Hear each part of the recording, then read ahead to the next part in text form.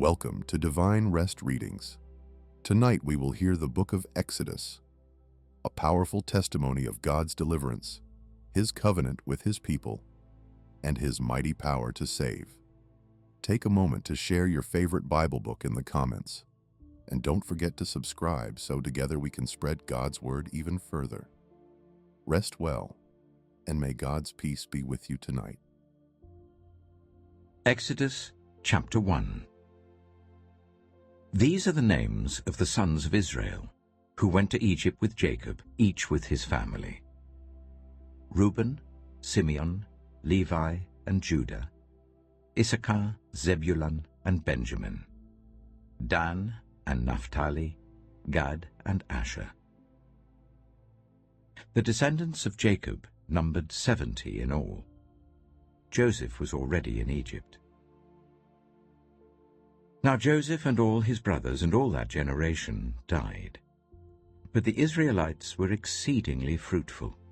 They multiplied greatly, increased in numbers, and became so numerous that the land was filled with them. Then a new king, to whom Joseph meant nothing, came to power in Egypt. "Look," he said to his people, "the Israelites have become far too numerous for us. Come, we must deal shrewdly with them, or they will become even more numerous, and, if war breaks out, will join our enemies, fight against us, and leave the country." So they put slave masters over them to oppress them with forced labor, and they built Pithom and Ramesses as store cities for Pharaoh. But the more they were oppressed, the more they multiplied and spread. So the Egyptians came to dread the Israelites and worked them ruthlessly. They made their lives bitter with harsh labor in brick and mortar and with all kinds of work in the fields. In all their harsh labor, the Egyptians worked them ruthlessly.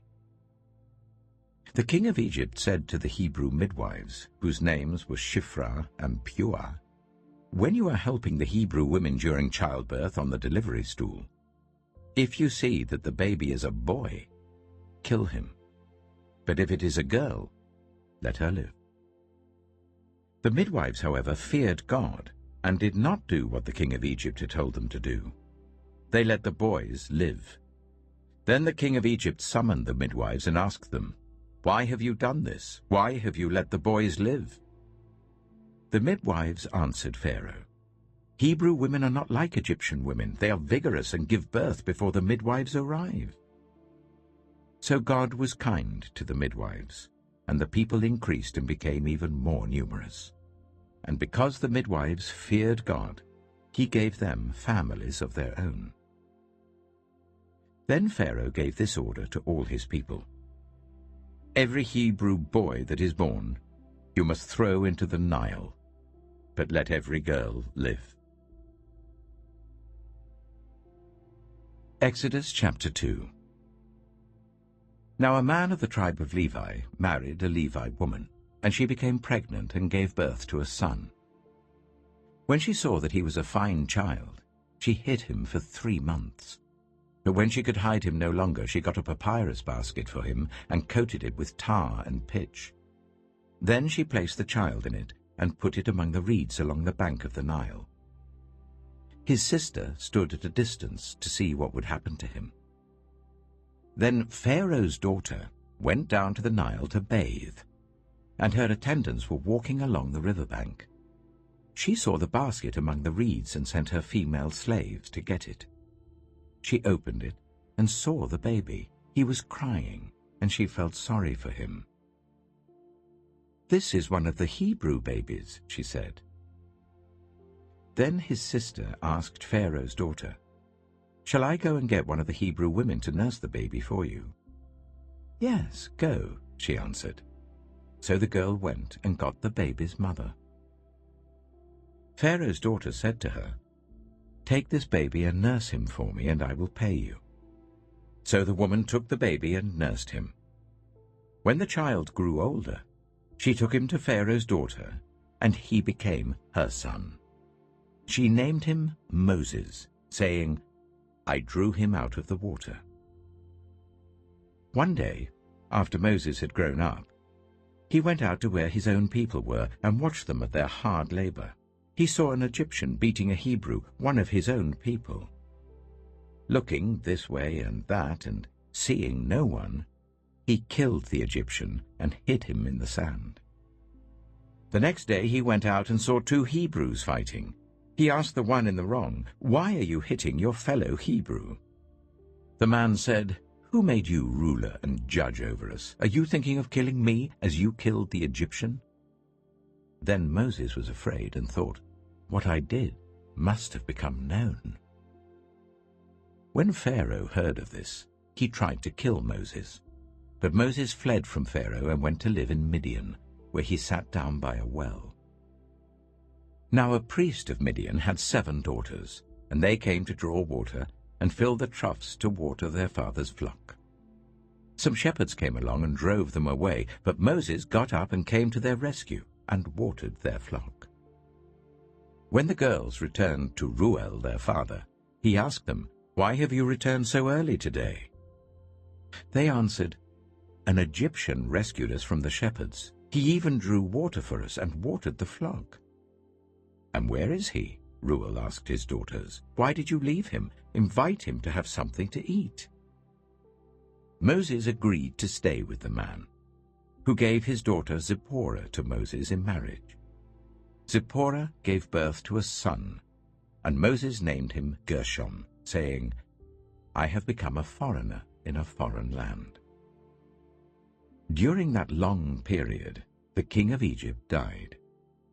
The Israelites groaned in their slavery and cried out, and their cry for help because of their slavery went up to God. God heard their groaning, and he remembered his covenant with Abraham, with Isaac, and with Jacob. So God looked on the Israelites and was concerned about them. Exodus chapter 3.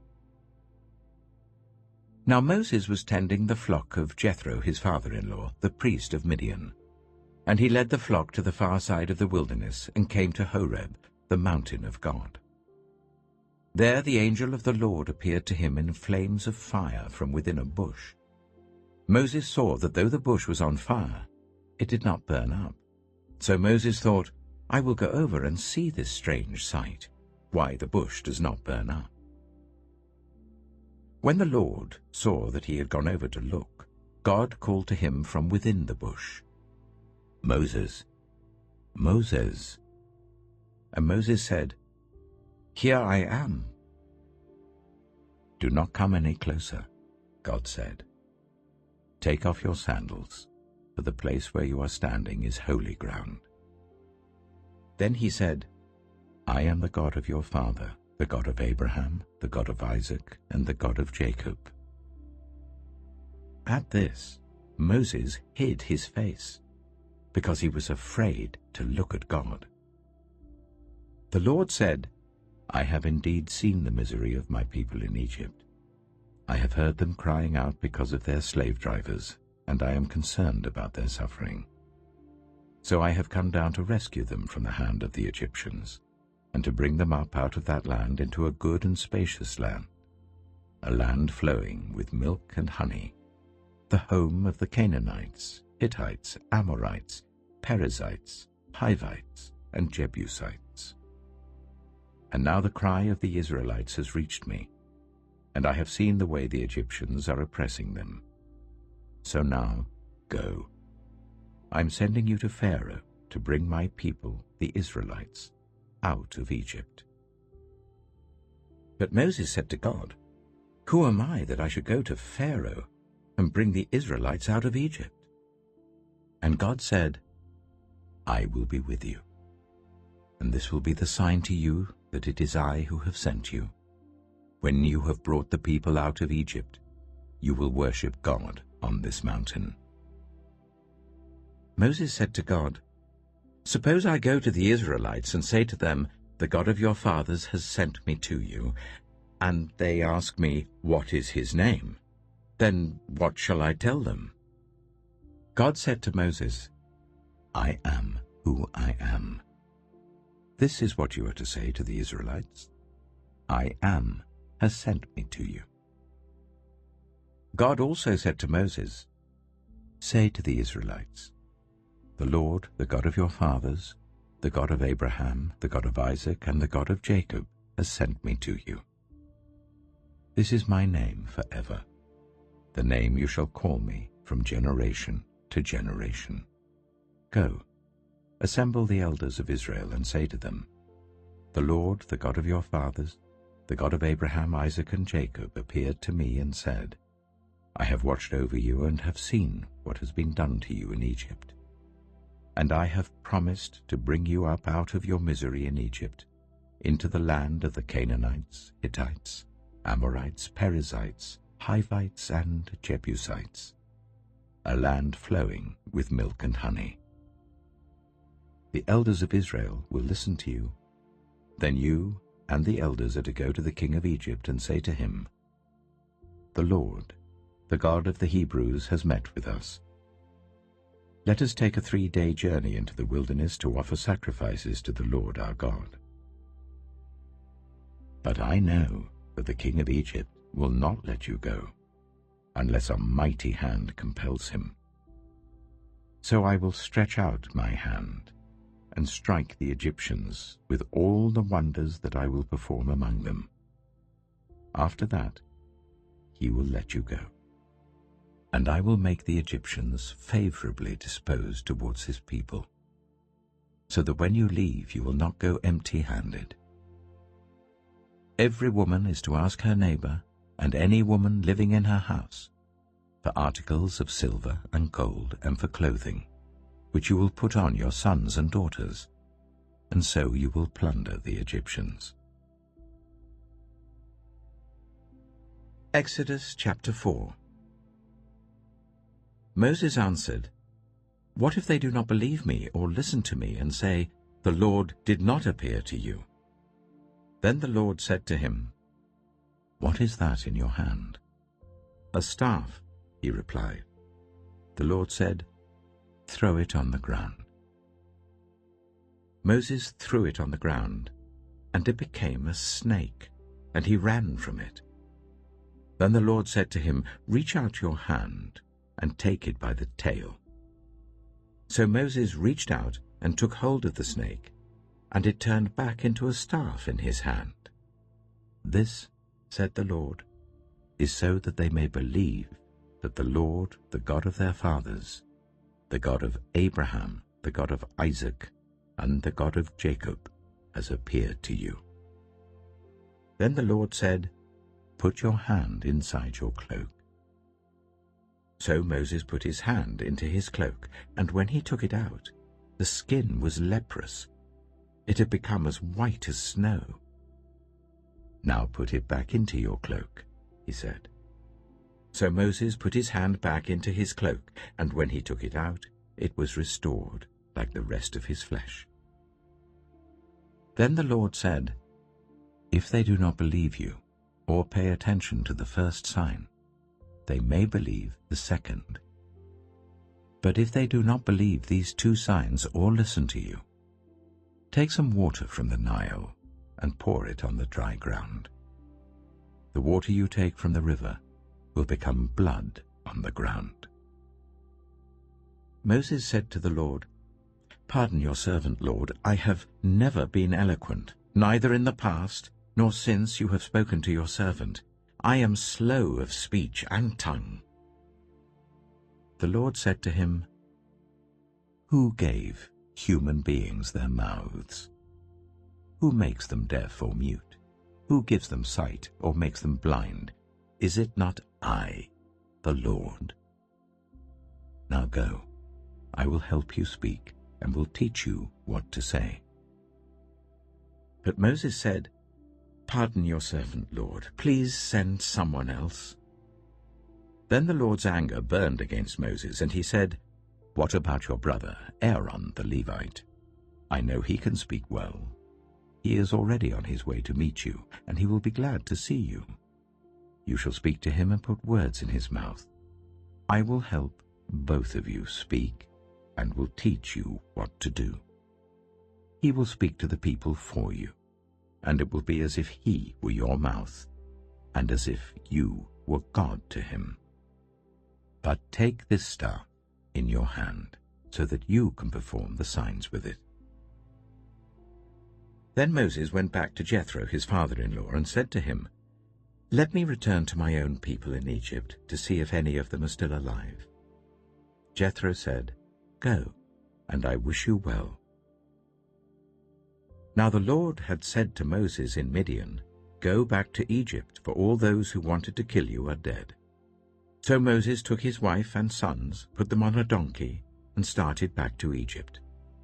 And he took the staff of God in his hand. The Lord said to Moses, "When you return to Egypt, see that you perform before Pharaoh all the wonders I have given you the power to do. But I will harden his heart, so that he will not let the people go. Then say to Pharaoh, 'This is what the Lord says. Israel is my firstborn son, and I told you, let my son go so that he may worship me. But you refused to let him go, so I will kill your firstborn son.'"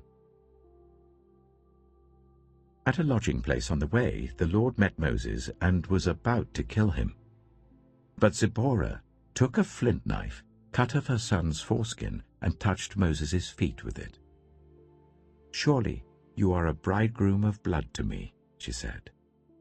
So the Lord let him alone. At that time she said bridegroom of blood, referring to circumcision. The Lord said to Aaron, "Go into the wilderness to meet Moses." So he met Moses at the mountain of God and kissed him. Then Moses told Aaron everything the Lord had sent him to say, and also about all the signs he had commanded him to perform. Moses and Aaron brought together all the elders of the Israelites, and Aaron told them everything the Lord had said to Moses. He also performed the signs before the people, and they believed. And when they heard that the Lord was concerned about them and had seen their misery, they bowed down and worshipped. Exodus chapter 5. Afterwards, Moses and Aaron went to Pharaoh and said, "This is what the Lord, the God of Israel, says. Let my people go, so that they may hold a festival to me in the wilderness." Pharaoh said, "Who is the Lord that I should obey him and let Israel go? I do not know the Lord, and I will not let Israel go." Then they said, "The God of the Hebrews has met with us. Now let us take a 3-day journey into the wilderness to offer sacrifices to the Lord our God, or he may strike us with plagues or with the sword." But the king of Egypt said, "Moses and Aaron, why are you taking the people away from their labor? Get back to your work." Then Pharaoh said, "Look, the people of the land are now numerous, and you are stopping them from working." That same day Pharaoh gave this order to the slave drivers and overseers in charge of the people: "You are no longer to supply the people with straw for making bricks. Let them go and gather their own straw, but require them to make the same number of bricks as before. Don't reduce the quota. They're lazy. That is why they're crying out, 'Let us go and sacrifice to our God.' Make the work harder for the people, so that they keep working and pay no attention to lies." Then the slave drivers and the overseers went out and said to the people, "This is what Pharaoh says: I will not give you any more straw. Go and get your own straw wherever you can find it, but your work will not be reduced at all." So the people scattered all over Egypt to gather stubble to use for straw. The slave drivers kept pressing them, saying, "Complete the work required of you for each day, just as when you had straw." And Pharaoh's slave drivers beat the Israelite overseers they had appointed, demanding, "Why haven't you met your quota of bricks yesterday or today as before?" Then the Israelite overseers went and appealed to Pharaoh, "Why have you treated your servants this way? Your servants are given no straw, yet we are told, 'Make bricks.' Your servants are being beaten, but the fault is with your own people." Pharaoh said, "Lazy. That's what you are. Lazy. That is why you keep saying, 'Let us go and sacrifice to the Lord.' Now get to work. You will not be given any straw, yet you must produce your full quota of bricks." The Israelite overseers realized they were in trouble when they were told, "You are not to reduce the number of bricks required of you for each day." When they left Pharaoh, they found Moses and Aaron waiting to meet them, and they said, "May the Lord look on you and judge you. You have made us obnoxious to Pharaoh and his officials, and have put a sword in their hand to kill us." Moses returned to the Lord and said, "Why, Lord? Why have you brought trouble on this people? Is this why you sent me? Ever since I went to Pharaoh to speak in your name, he has brought trouble on this people, and you have not rescued your people at all." Exodus chapter 6. Then the Lord said to Moses, "Now you will see what I will do to Pharaoh. Because of my mighty hand, he will let them go. Because of my mighty hand, he will drive them out of his country." God also said to Moses, "I am the Lord. I appeared to Abraham, to Isaac, and to Jacob as God Almighty, but by my name, the Lord, I did not make myself known to them. I also established my covenant with them to give them the land of Canaan, where they resided as foreigners. Moreover, I have heard the groaning of the Israelites, whom the Egyptians are enslaving, and I have remembered my covenant.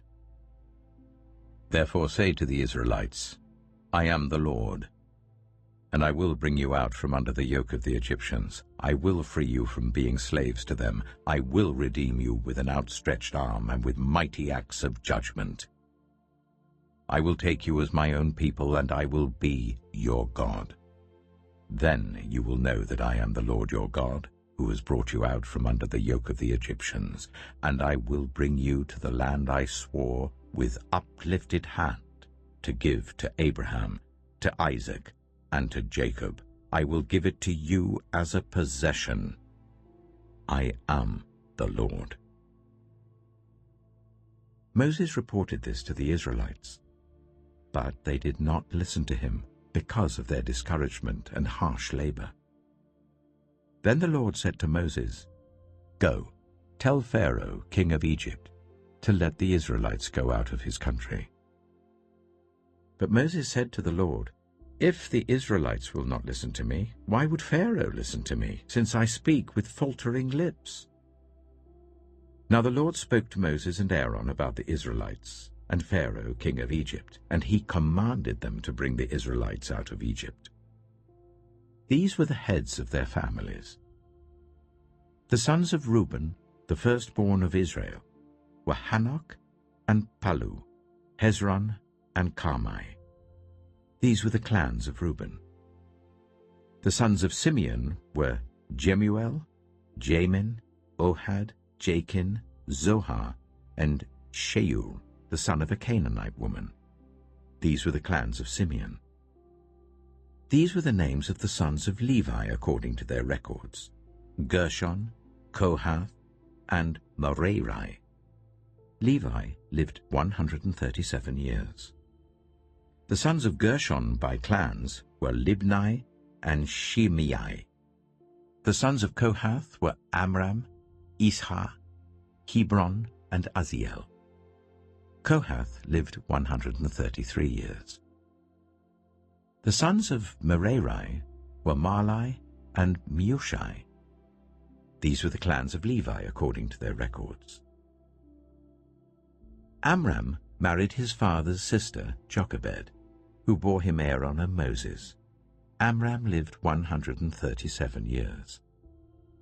The sons of Izhar were Korah, Nepheg, and Zikri.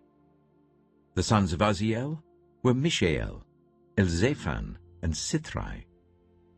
Aaron married Elisheba, daughter of Amminadab and sister of Nahshon, and she bore him Nadab and Abihu, Eleazar and Ithamar. The sons of Korah were Asa, Elkanah, and Abiasaph. These were the Koharite clans. Eleazar, son of Aaron, married one of the daughters of Putiel, and she bore him Phinehas. These were the heads of the Levite families, clan by clan. It was this Aaron and Moses to whom the Lord had said, "Bring the Israelites out of Egypt by their divisions." They were the ones who spoke to Pharaoh, king of Egypt, about bringing the Israelites out of Egypt, this same Moses and Aaron. Now when the Lord spoke to Moses in Egypt, he said to him, "I am the Lord. Tell Pharaoh, king of Egypt, everything I tell you." But Moses said to the Lord, "Since I speak with faltering lips, why would Pharaoh listen to me?" Exodus chapter 7. Then the Lord said to Moses, "See, I have made you like God to Pharaoh, and your brother Aaron will be your prophet. You are to say everything I command you, and your brother Aaron is to tell Pharaoh to let the Israelites go out of his country. But I will harden Pharaoh's heart, and though I multiply my signs and wonders in Egypt, he will not listen to you. Then I will lay my hand on Egypt, and with mighty acts of judgment I will bring out my divisions, my people, the Israelites, and the Egyptians will know that I am the Lord, when I stretch out my hand against Egypt and bring the Israelites out of it." Moses and Aaron did just as the Lord commanded them. Moses was 80 years old, and Aaron 83, when they spoke to Pharaoh.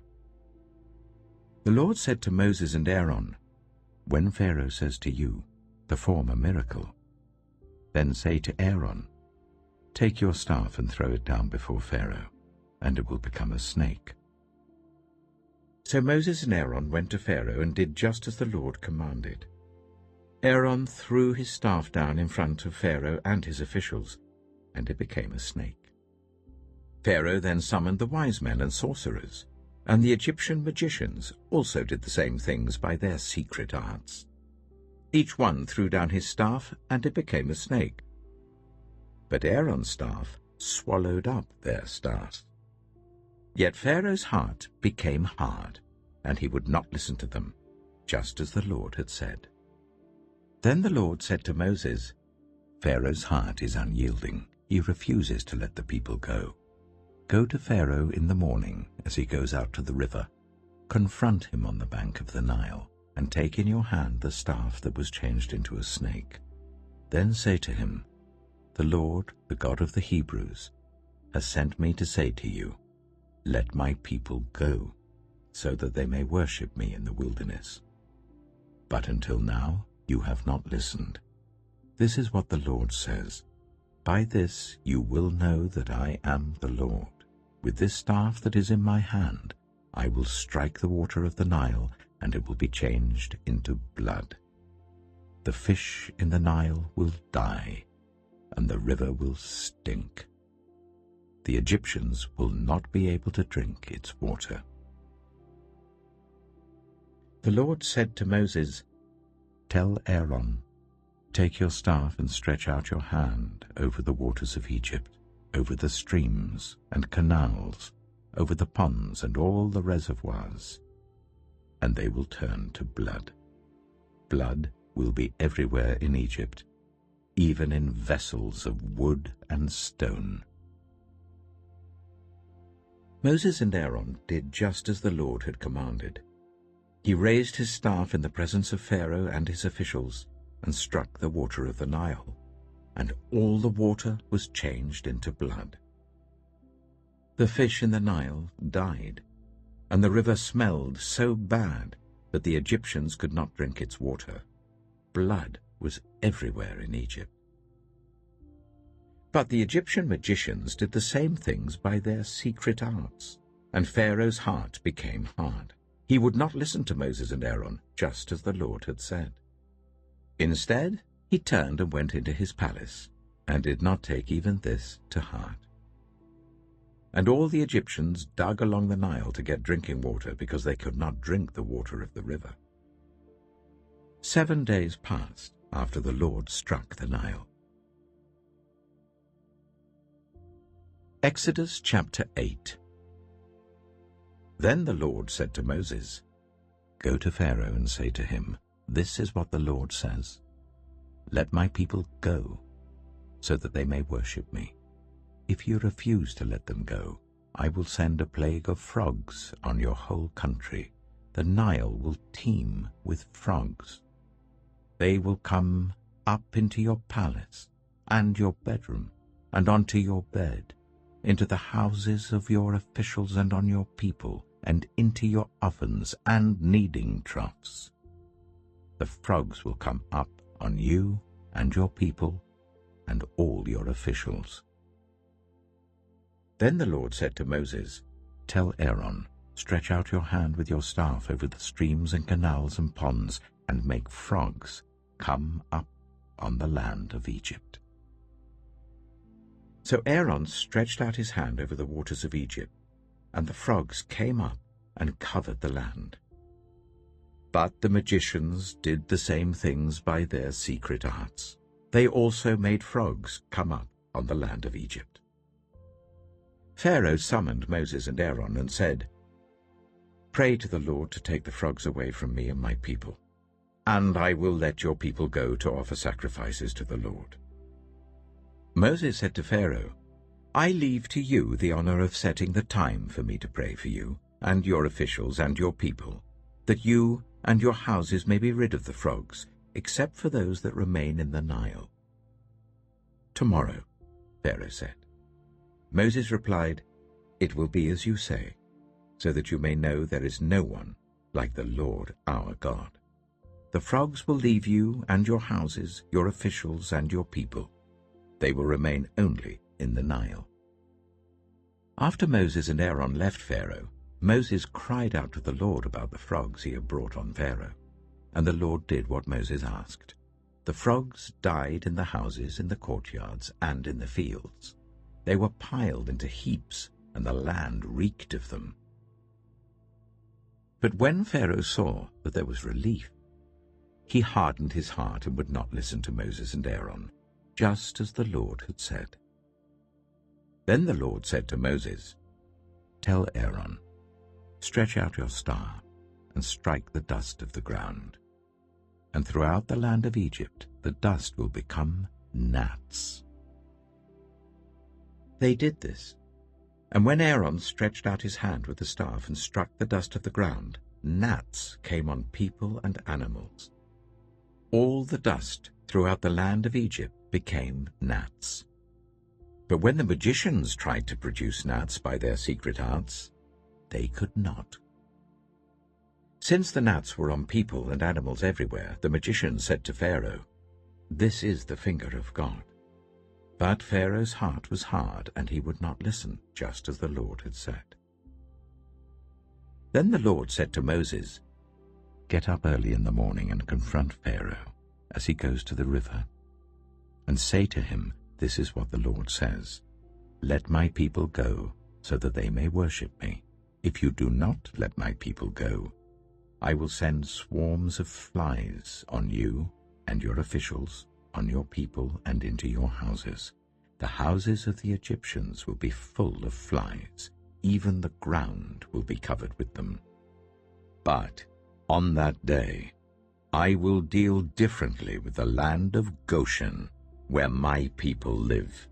No swarms of flies will be there, so that you will know that I, the Lord, am in this land.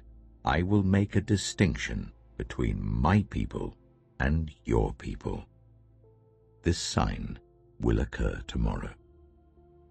And the Lord did this. Dense swarms of flies poured into Pharaoh's palace and into the houses of his officials. Throughout Egypt the land was ruined by the flies. Then Pharaoh summoned Moses and Aaron and said, "Go, sacrifice to your God here in the land." But Moses said, "That would not be right. The sacrifices we offer the Lord our God would be detestable to the Egyptians. And if we offer sacrifices that are detestable in their eyes, will they not stone us? We must take a 3-day journey into the wilderness to offer sacrifices to the Lord our God, as he commands us." Pharaoh said, I will let you go to offer sacrifices to the Lord your God in the wilderness, but you must not go very far. Now pray for me." Moses answered, "As soon as I leave you, I will pray to the Lord, and tomorrow the flies will leave Pharaoh and his officials and his people. Only let Pharaoh be sure that he does not act deceitfully again by not letting the people go to offer sacrifices to the Lord." Then Moses left Pharaoh and prayed to the Lord, and the Lord did what Moses asked. The flies left Pharaoh and his officials and his people. Not a fly remained. But this time also Pharaoh hardened his heart and would not let the people go. Exodus chapter 9. Then the Lord said to Moses, "Go to Pharaoh and say to him, 'This is what the Lord, the God of the Hebrews, says. Let my people go, so that they may worship me. If you refuse to let them go and continue to hold them back, the hand of the Lord will bring a terrible plague on your livestock in the field, on your horses, donkeys, and camels, and on your cattle, sheep, and goats. But the Lord will make a distinction between the livestock of Israel and that of Egypt, so that no animal belonging to the Israelites will die.'" The Lord set a time and said, "Tomorrow the Lord will do this in the land." And the next day the Lord did it. All the livestock of the Egyptians died, but not one animal belonging to the Israelites died. Pharaoh investigated and found that not even one of the animals of the Israelites had died. Yet his heart was unyielding, and he would not let the people go. Then the Lord said to Moses and Aaron, "Take handfuls of soot from a furnace, and let Moses toss it into the air in the presence of Pharaoh. It will become fine dust over the whole land of Egypt, and festering boils will break out on people and animals throughout the land." So they took soot from a furnace and stood before Pharaoh. Moses tossed it into the air, and festering boils broke out on people and animals.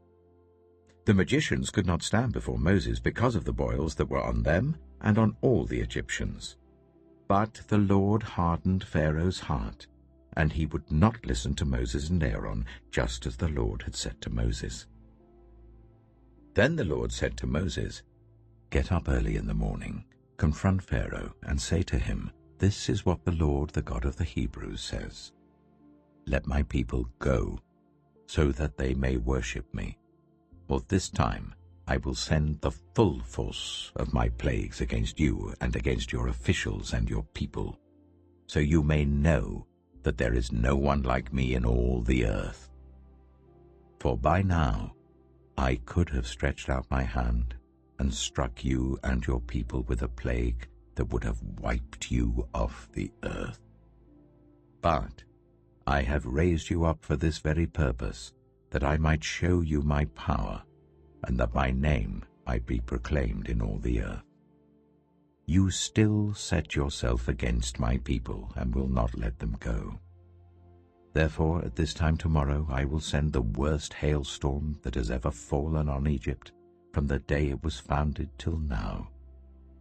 Give an order now to bring your livestock and everything you have in the field to a place of shelter, because the hail will fall on every person and animal that has not been brought in and is still out in the field, and they will die." Those officials of Pharaoh who feared the word of the Lord hurried to bring their slaves and their livestock inside. But those who ignored the word of the Lord left their slaves and livestock in the field. Then the Lord said to Moses, "Stretch out your hand towards the sky so that hail will fall all over Egypt, on people and animals and on everything growing in the fields of Egypt." When Moses stretched out his staff towards the sky, the Lord sent thunder and hail, and lightning flashed down to the ground. So the Lord rained hail on the land of Egypt. Hail fell and lightning flashed back and forth. It was the worst storm in all the land of Egypt since it had become a nation. Throughout Egypt, hail struck everything in the fields, both people and animals. It beat down everything growing in the fields and stripped every tree. The only place it did not hail was the land of Goshen, where the Israelites were. Then Pharaoh summoned Moses and Aaron. "This time I have sinned," he said to them. "The Lord is in the right, and I and my people are in the wrong. Pray to the Lord, for we have had enough thunder and hail. I will let you go. You don't have to stay any longer."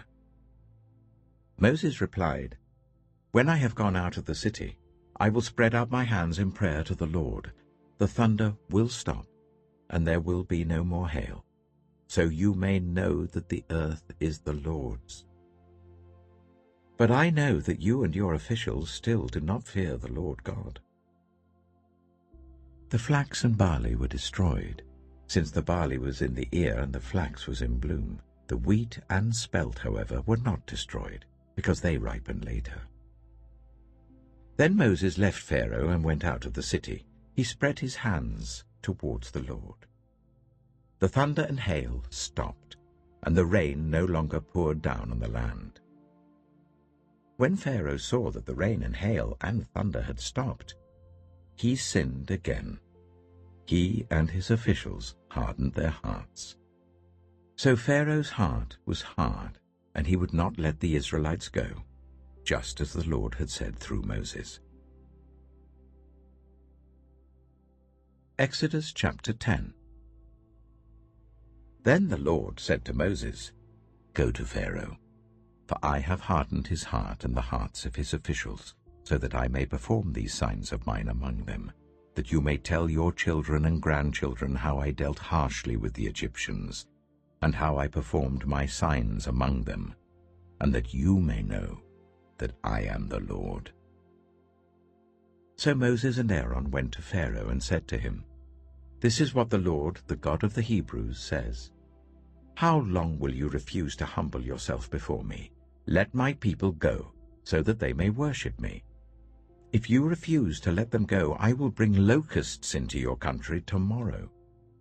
They will cover the face of the ground so that it cannot be seen.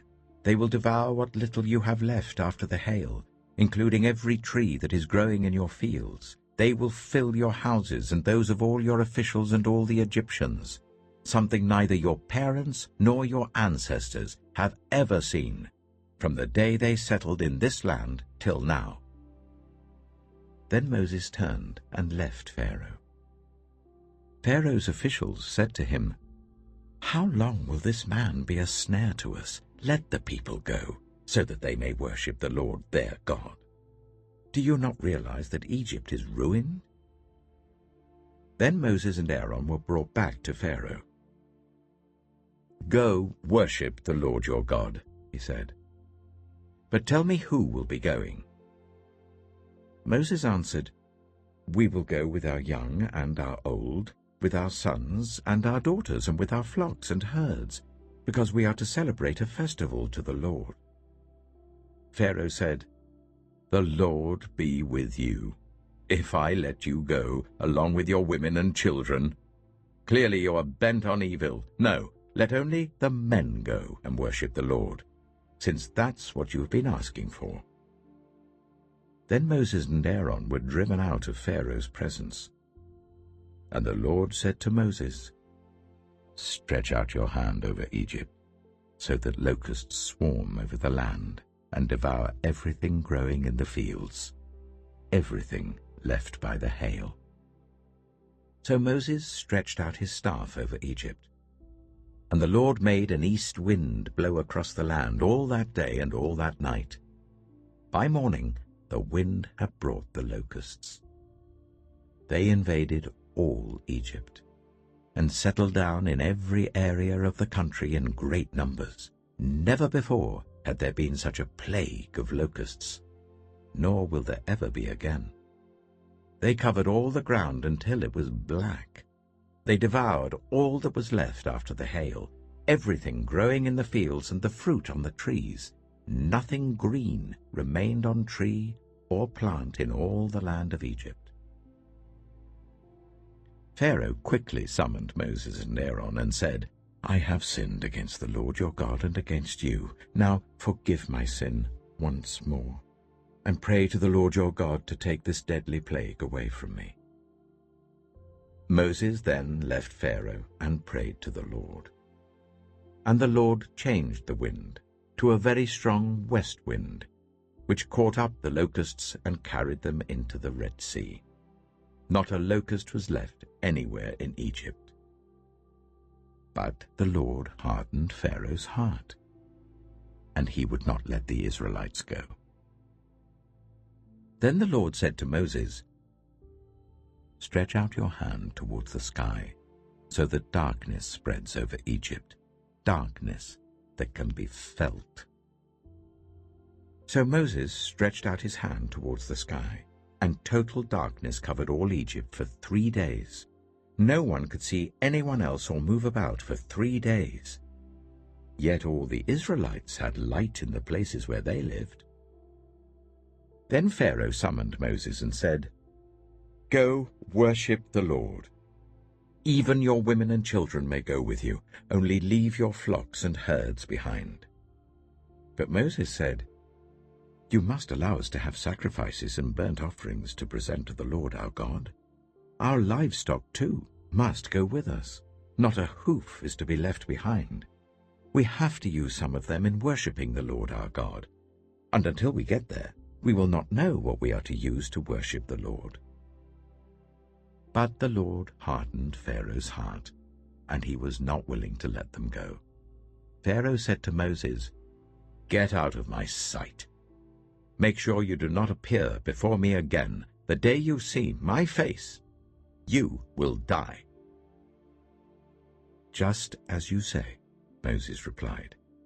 "I will never appear before you again." Exodus chapter 11. Now the Lord said to Moses, "I will bring one more plague on Pharaoh and on Egypt. After that, he will let you go from here, and when he does, he will drive you out completely.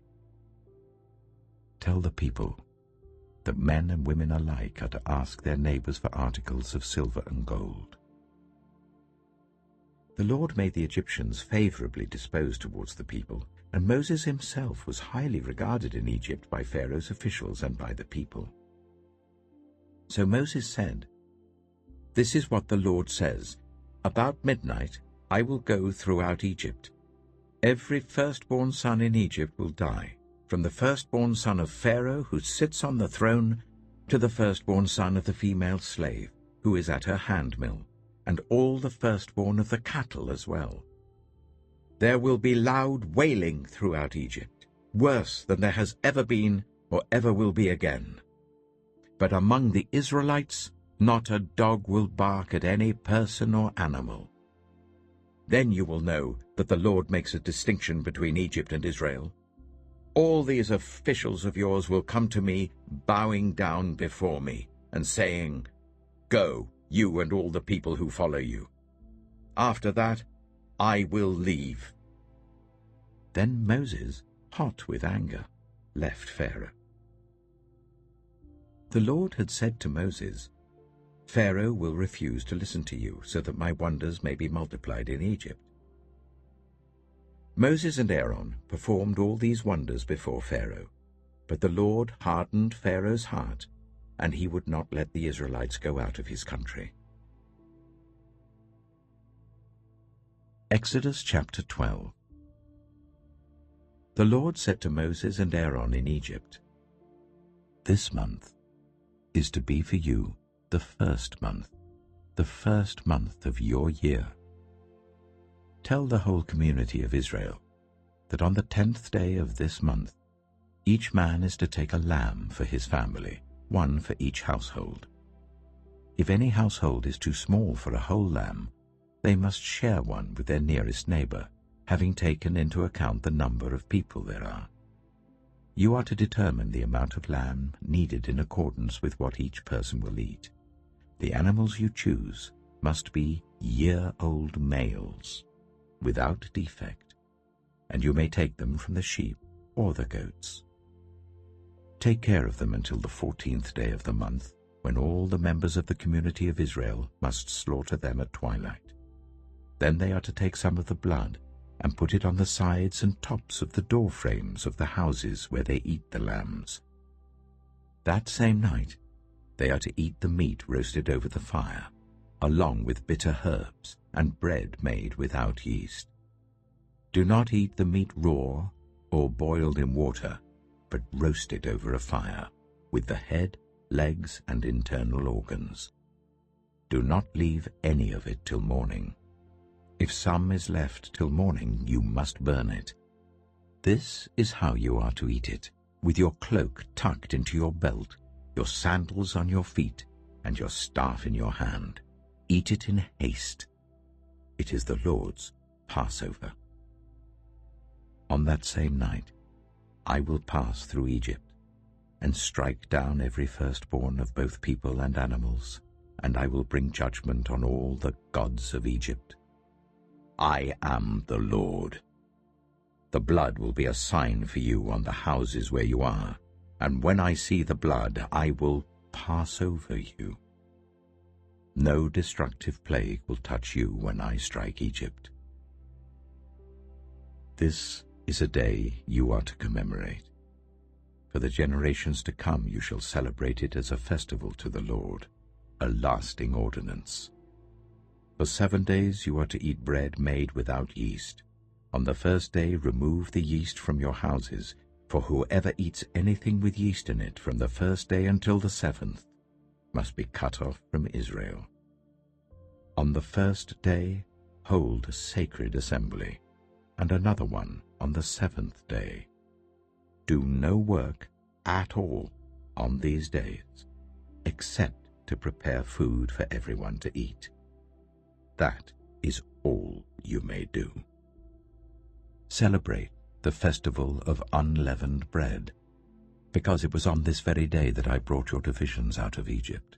Celebrate this day as a lasting ordinance for the generations to come.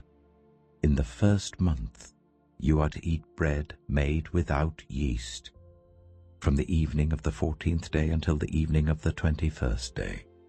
For 7 days no yeast is to be found in your houses, and anyone, whether foreigner or native-born, who eats anything with yeast in it must be cut off from the community of Israel. Eat nothing made with yeast. Wherever you live, you must eat unleavened bread. Then Moses summoned all the elders of Israel and said to them, Go at once and select the animals for your families and slaughter the Passover lamb. Take a bunch of hyssop, dip it into the blood in the basin, and put some of the blood on the top and on both sides of the doorframe. None of you shall go out of the door of your house until morning. When the Lord goes through the land to strike down the Egyptians, he will see the blood on the top and sides of the doorframe and will pass over that doorway, and he will not permit the destroyer to enter your houses and strike you down. Obey these instructions as a lasting ordinance for you and your descendants. When you enter the land that the Lord will give you as he promised, observe this ceremony. And when your children ask you, What does this ceremony mean to you? Then tell them, It is the Passover sacrifice to the Lord, who passed over the houses of the Israelites in Egypt and spared our homes when he struck down the Egyptians. Then the people bowed down and worshipped. The Israelites did just what the Lord commanded Moses and Aaron. At midnight, the Lord struck down all the firstborn in Egypt, from the firstborn of Pharaoh who sat on the throne, to the firstborn of the prisoner who was in the dungeon, and the firstborn of all the livestock as well. Pharaoh and all his officials and all the Egyptians got up during the night, and there was loud wailing in Egypt, for there was not a house without someone dead. During the night, Pharaoh summoned Moses and Aaron and said, "Up, leave my people, you and the Israelites. Go worship the Lord as you have requested. Take your flocks and herds, as you have said, and go. And also bless me." The Egyptians urged the people to hurry and leave the country. "For otherwise," they said, "we will all die." So the people took their dough before the yeast was added and carried it on their shoulders in kneading troughs wrapped in clothing. The Israelites did as Moses instructed and asked the Egyptians for articles of silver and gold and for clothing. The Lord had made the Egyptians favorably disposed towards the people, and they gave them what they asked for. So they plundered the Egyptians. The Israelites journeyed from Ramesses to Succoth. There were about 600,000 men on foot, besides women and children. Many other people went up with them, and also large droves of livestock, both flocks and herds. With the dough the Israelites had brought from Egypt, they baked loaves of unleavened bread. The dough was without yeast because they had been driven out of Egypt and did not have time to prepare food for themselves. Now the length of time the Israelite people lived in Egypt was 430 years. At the end of 430 years, to the very day, all the Lord's divisions left Egypt. Because the Lord kept vigil that night to bring them out of Egypt, on this night all the Israelites are to keep vigil to honor the Lord for the generations to come. The Lord said to Moses and Aaron, "These are the regulations for the Passover meal. No foreigner may eat it. Any slave you have bought may eat it after you have circumcised him, but a temporary resident or a hired worker may not eat it. It must be eaten inside the house. Take none of the meat outside the house. Do not break any of the bones. The whole community of Israel must celebrate it. A foreigner residing among you who wants to celebrate the Lord's Passover must have all the males in his household circumcised. Then he may take part, like one born in the land. No uncircumcised male may eat it. The same law applies both to the native-born and to the foreigner residing among you." All the Israelites did just what the Lord had commanded Moses and Aaron, and on that very day the Lord brought the Israelites out of Egypt by their divisions. Exodus chapter 13. The Lord said to Moses, "Consecrate to me every firstborn male. The first offspring of every womb among the Israelites belongs to me, whether human or animal." Then Moses said to the people, "Commemorate this day, the day you came out of Egypt, out of the land of slavery, because the Lord brought you out of it with a mighty hand. Eat nothing containing yeast. Today, in the month of Aviv, you are leaving. When the Lord brings you into the land of the Canaanites, Hittites, Amorites, Hivites, and Jebusites, the land he swore to your ancestors to give you, a land flowing with milk and honey, you are to observe this ceremony in this month. For 7 days eat bread made without yeast, and on the 7th day hold a festival to the Lord. Eat unleavened bread during those 7 days. Nothing with yeast in it is to be seen among you, nor shall any yeast be seen anywhere within your borders. On that day tell your son, I do this because of what the Lord did for me when I came out of Egypt. This observance will be for you like a sign on your hand and a reminder on your forehead that this law of the Lord is to be on your lips. For the Lord brought you out of Egypt with his mighty hand. You must keep this ordinance at the appointed time, year after year. After the Lord brings you into the land of the Canaanites and gives it to you, as he promised on oath to you and your ancestors, you are to give over to the Lord the first offspring of every womb, All the firstborn males of your livestock belong to the Lord. Redeem with a lamb every firstborn donkey. But if you do not redeem it, break its neck. Redeem every firstborn among your sons. In the days to come, when your son asks you, "What does this mean?" say to him, "With a mighty hand the Lord brought us out of Egypt, out of the land of slavery. When Pharaoh stubbornly refused to let us go, the Lord killed the firstborn of both people and animals in Egypt. This is why I sacrifice to the Lord the first male offspring of every womb, and redeem each of my firstborn son. And it will be like a sign on your hand, and a symbol on your forehead, that the Lord brought us out of Egypt with his mighty hand." When Pharaoh let the people go, God did not lead them on the road through the Philistine country, though that was shorter. For God said, if they face war, they might change their minds and return to Egypt. So God led the people around by the desert road towards the Red Sea. The Israelites went up out of Egypt ready for battle.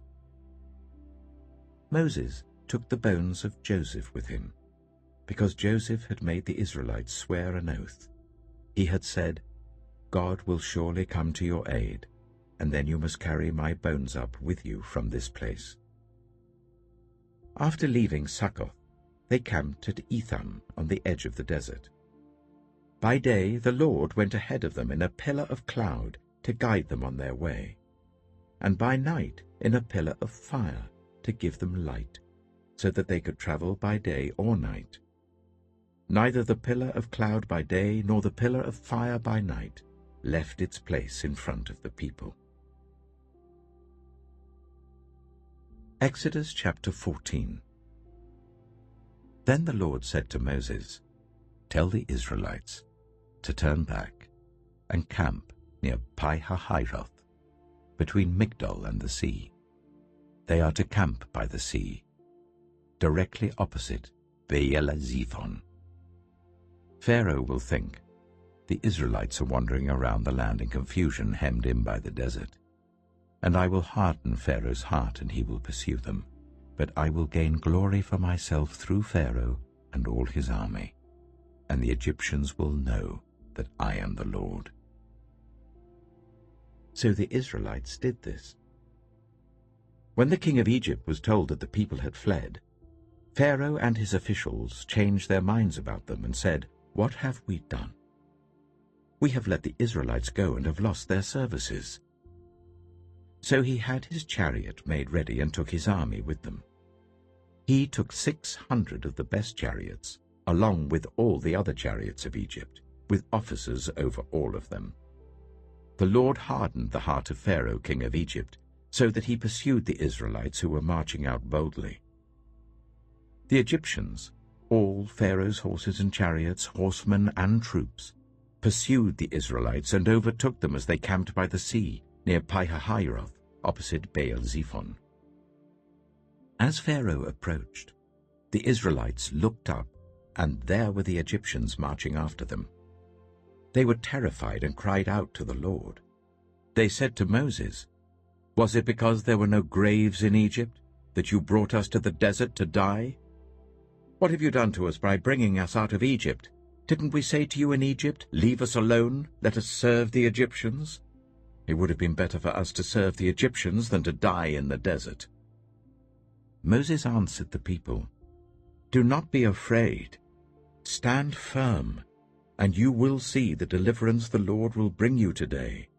The Egyptians you see today, you will never see again. The Lord will fight for you. You need only to be still." Then the Lord said to Moses, "Why are you crying out to me? Tell the Israelites to move on. Raise your staff and stretch out your hand over the sea to divide the water, so that the Israelites can go through the sea on dry ground. I will harden the hearts of the Egyptians, so that they will go in after them. And I will gain glory through Pharaoh and all his army, through his chariots and his horsemen. The Egyptians will know that I am the Lord, when I gain glory through Pharaoh, his chariots, and his horsemen." Then the angel of God, who had been traveling in front of Israel's army, withdrew and went behind them. The pillar of cloud also moved from in front and stood behind them, coming between the armies of Egypt and Israel.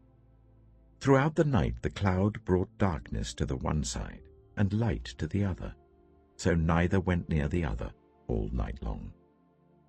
Then Moses stretched out his hand over the sea, and all that night the Lord drove the sea back with a strong east wind and turned it into dry land.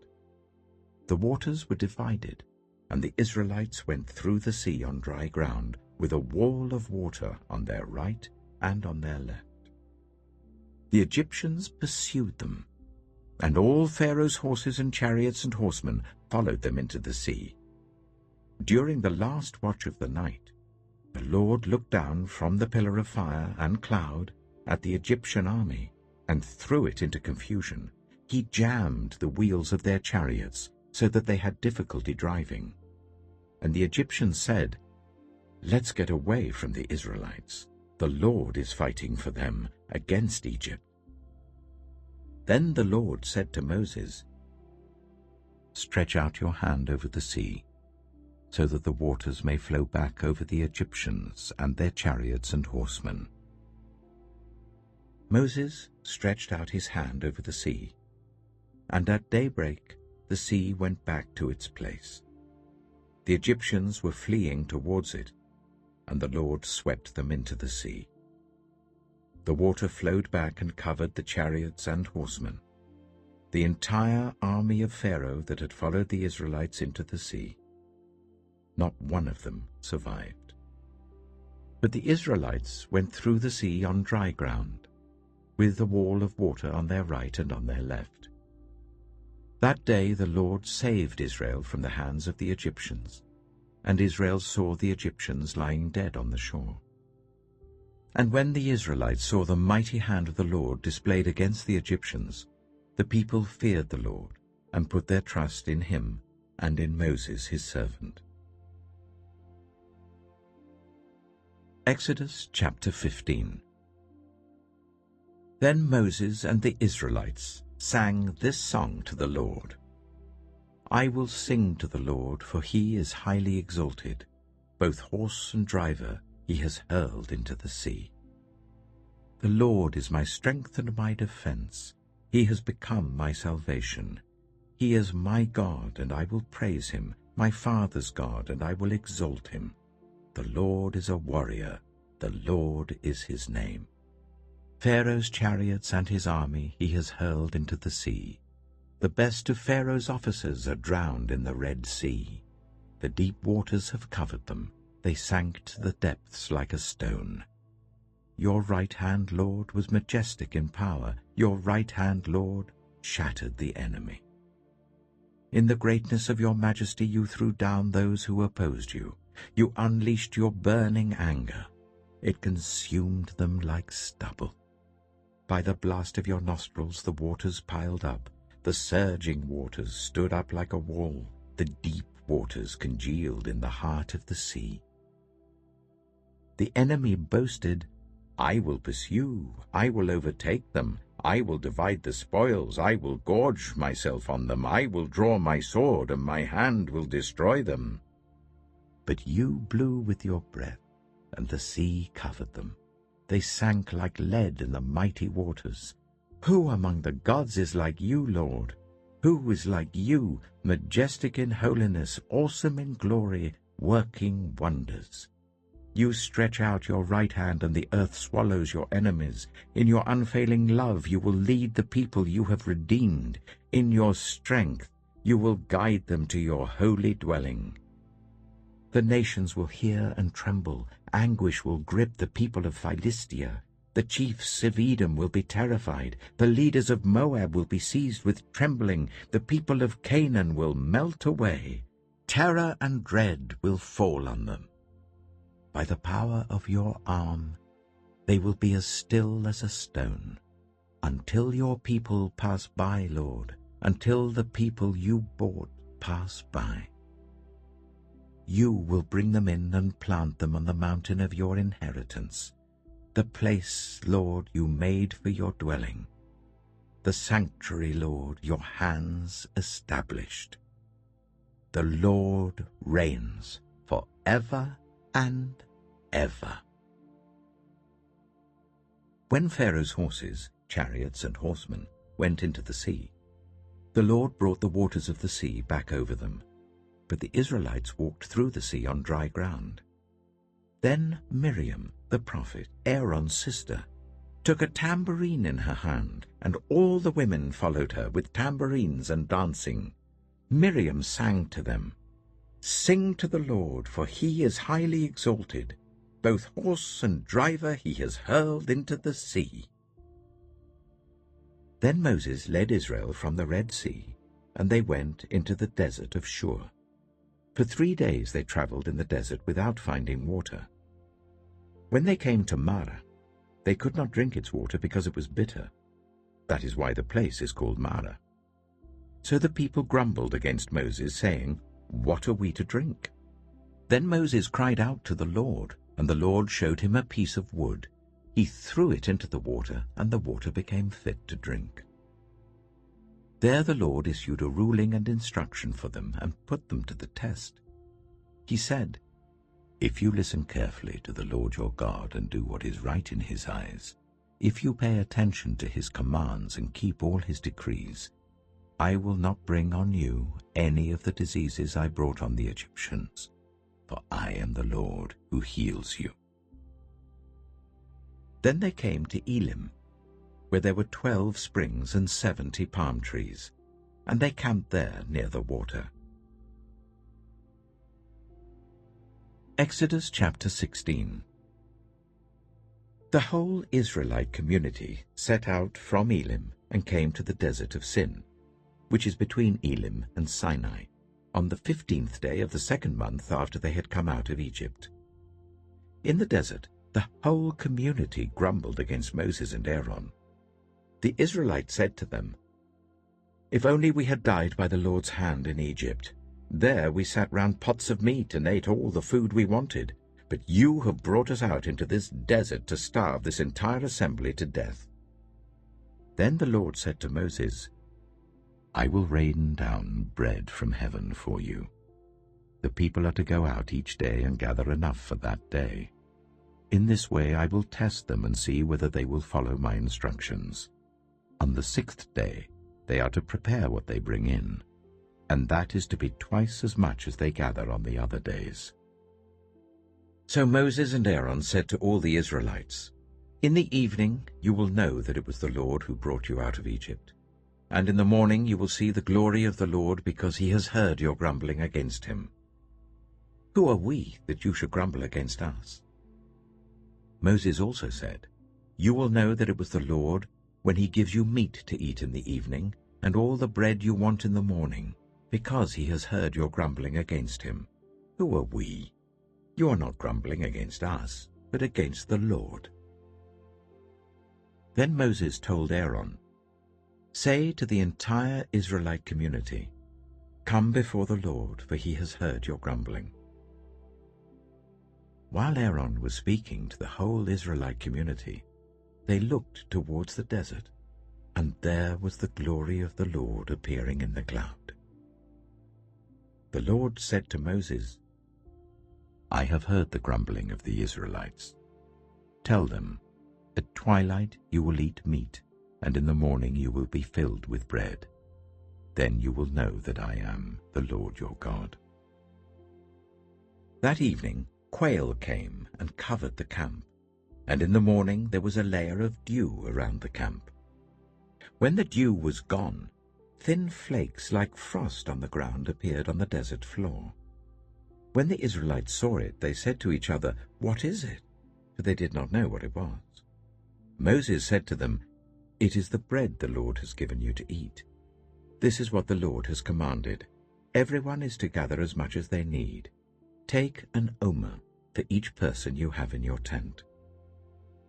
The Israelites did as they were told. Some gathered much, some little.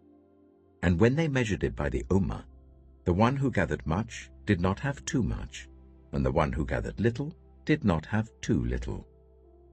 Everyone had gathered just as much as they needed. Then Moses said to them, "No one is to keep any of it until morning." However, some of them paid no attention to Moses. They kept part of it until morning, but it was full of maggots and began to smell. So Moses was angry with them. Each morning, everyone gathered as much as they needed, and when the sun grew hot, it melted away. On the 6th day, they gathered twice as much, 2 omers for each person. And the leaders of the community came and reported this to Moses. He said to them, "This is what the Lord commanded. Tomorrow is to be a day of Sabbath rest, a holy Sabbath to the Lord. So bake what you want to bake and boil what you want to boil. Save whatever is left and keep it until morning." So they saved it until morning as Moses commanded, and it did not stink or get maggots in it. "Eat it today," Moses said, "because today is a Sabbath to the Lord.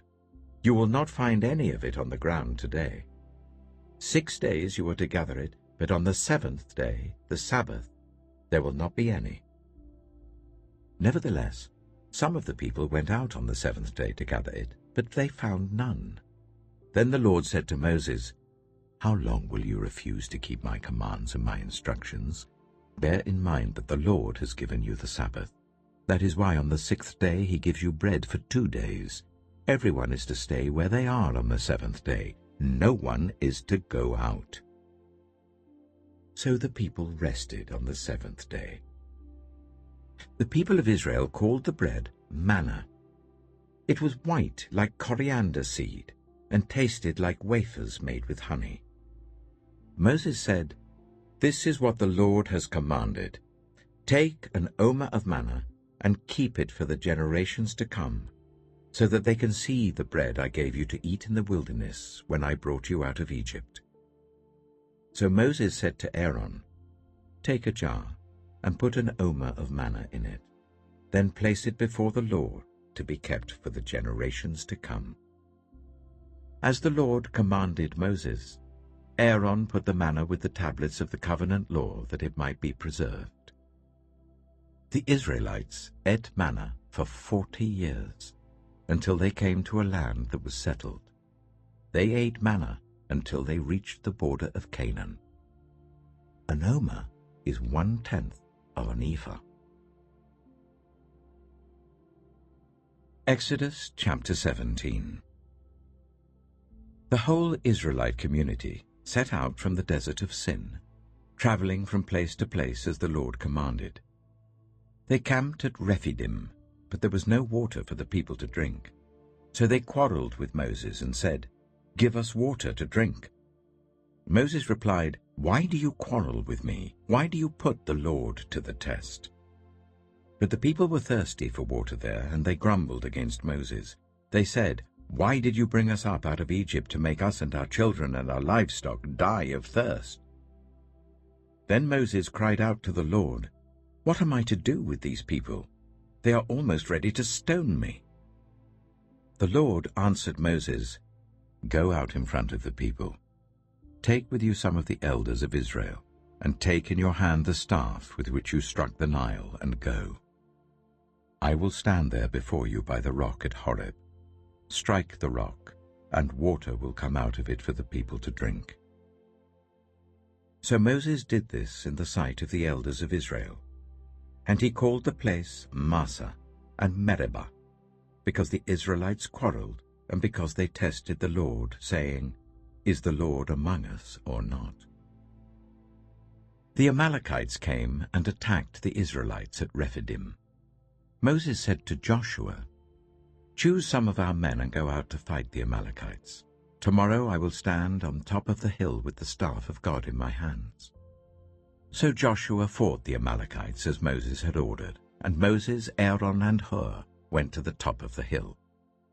As long as Moses held up his hands, the Israelites were winning, but whenever he lowered his hands, the Amalekites were winning. When Moses' hands grew tired, they took a stone and put it under him, and he sat on it. Aaron and Hur held his hands up, one on one side one on the other, so that his hands remained steady till sunset. So Joshua overcame the Amalekite army with the sword. Then the Lord said to Moses, "Write this on a scroll as something to be remembered, and make sure that Joshua hears it, because I will completely blot out the name of Amalek from under heaven." Moses built an altar and called it, "The Lord is my banner." He said, "Because hands were lifted up against the throne of the Lord will be at war against the Amalekites from generation to generation." Exodus chapter 18. Now Jethro, the priest of Midian and father-in-law of Moses, heard of everything God had done for Moses and for his people Israel, and how the Lord had brought Israel out of Egypt. After Moses had sent away his wife Zipporah, his father-in-law Jethro received her and her 2 sons. One son was named Gershom, for Moses said, "I have become a foreigner in a foreign land." And the other was named Eleazar, for he said, "My father's God was my helper. He saved me from the sword of Pharaoh." Jethro, Moses' father-in-law, together with Moses' sons and wife, came to him in the wilderness where he was camped near the mountain of God. Jethro had sent word to him, "I, your father-in-law Jethro, am coming to you with your wife and her 2 sons." So Moses went out to meet his father-in-law and bowed down and kissed him. They greeted each other and then went into the tent. Moses told his father-in-law about everything the Lord had done to Pharaoh and the Egyptians for Israel's sake, and about all the hardships they had met along the way, and how the Lord had saved them. Jethro was delighted to hear about all the good things the Lord had done for Israel in rescuing them from the hand of the Egyptians. He said, "Praise be to the Lord, who rescued you from the hand of the Egyptians and of Pharaoh, and who rescued the people from the hand of the Egyptians. Now I know that the Lord is greater than all other gods, for he did this to those who had treated Israel arrogantly." Then Jethro, Moses' father-in-law, brought a burnt offering and other sacrifices to God. And Aaron came with all the elders of Israel to eat a meal with Moses' father-in-law in the presence of God. The next day, Moses took his seat to serve as judge for the people, and they stood round him from morning till evening. When his father-in-law saw all that Moses was doing for the people, he said, "What is this you are doing for the people? Why do you alone sit as judge, while all these people stand round you from morning till evening?" Moses answered him, "Because the people come to me to seek God's will. Whenever they have a dispute, it is brought to me, and I decide between the parties and inform them of God's decrees and instructions." Moses' father-in-law replied, "What you are doing is not good. You and these people who come to you will only wear yourselves out. The work is too heavy for you. You cannot handle it alone. Listen now to me, and I will give you some advice, and may God be with you. You must be the people's representative before God and bring their disputes to him. Teach them his decrees and instructions, and show them the way they are to live and how they are to behave. But select capable men from all the people, men who fear God, trustworthy men who hate dishonest gain, and appoint them as officials over thousands, hundreds, fifties, and tens. Let them serve as judges for the people at all times. But let them bring every difficult case to you. The simple cases they can decide themselves. That will make your load lighter, because they will share it with you. If you do this, and God so command, you will be able to stand the strain, and all these people will go home satisfied." Moses listened to his father-in-law and did everything he said. He chose capable men from all Israel and made them leaders of the people, officials over thousands, hundreds, fifties, and tens. They served as judges for the people at all times. The difficult cases they brought to Moses, but the simple ones they decided themselves. Then Moses sent his father-in-law on his way, and Jethro returned to his own country. Exodus chapter 19. On the first day of the 3rd month, after the Israelites left Egypt, on that very day they came to the desert of Sinai. After they set out from Rephidim, they entered the desert of Sinai, and Israel camped there in the desert in front of the mountain. Then Moses went up to God, and the Lord called to him from the mountain and said, "This is what you are to say to the descendants of Jacob, and what you are to tell the people of Israel. You yourselves have seen what I did to Egypt, and how I carried you on eagle's wings and brought you to myself. Now, if you obey me fully and keep my covenant, then out of all nations you will be my treasured possession. Although the whole earth is mine, you will be for me a kingdom of priests and a holy nation. These are the words you are to speak to the Israelites." So Moses went back and summoned the elders of the people, and set before them all the words the Lord had commanded him to speak. The people all responded together, "We will do everything the Lord has said." So Moses brought their answer back to the Lord. The Lord said to Moses, "I am going to come to you in a dense cloud, so that the people will hear me speaking with you and will always put their trust in you." Then Moses told the Lord what the people had said, and the Lord said to Moses, "Go to the people and consecrate them today and tomorrow.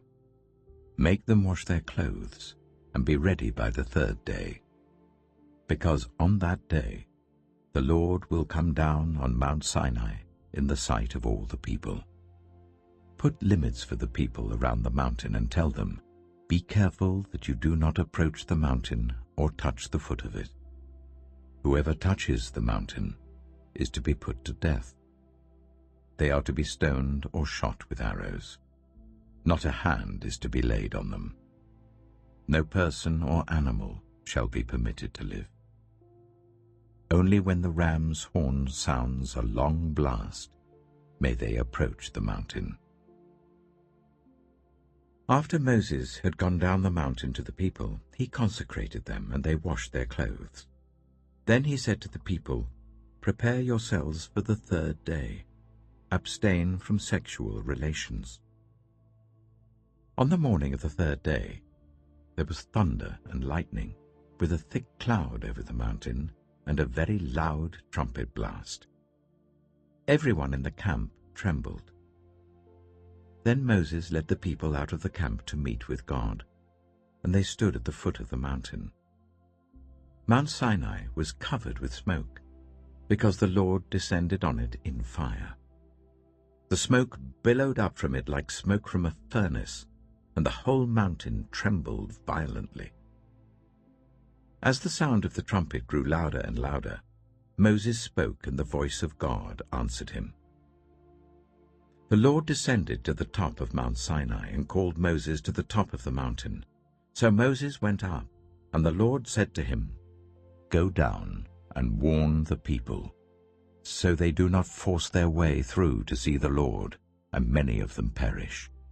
Even the priests who approach the Lord must consecrate themselves, or the Lord will break out against them."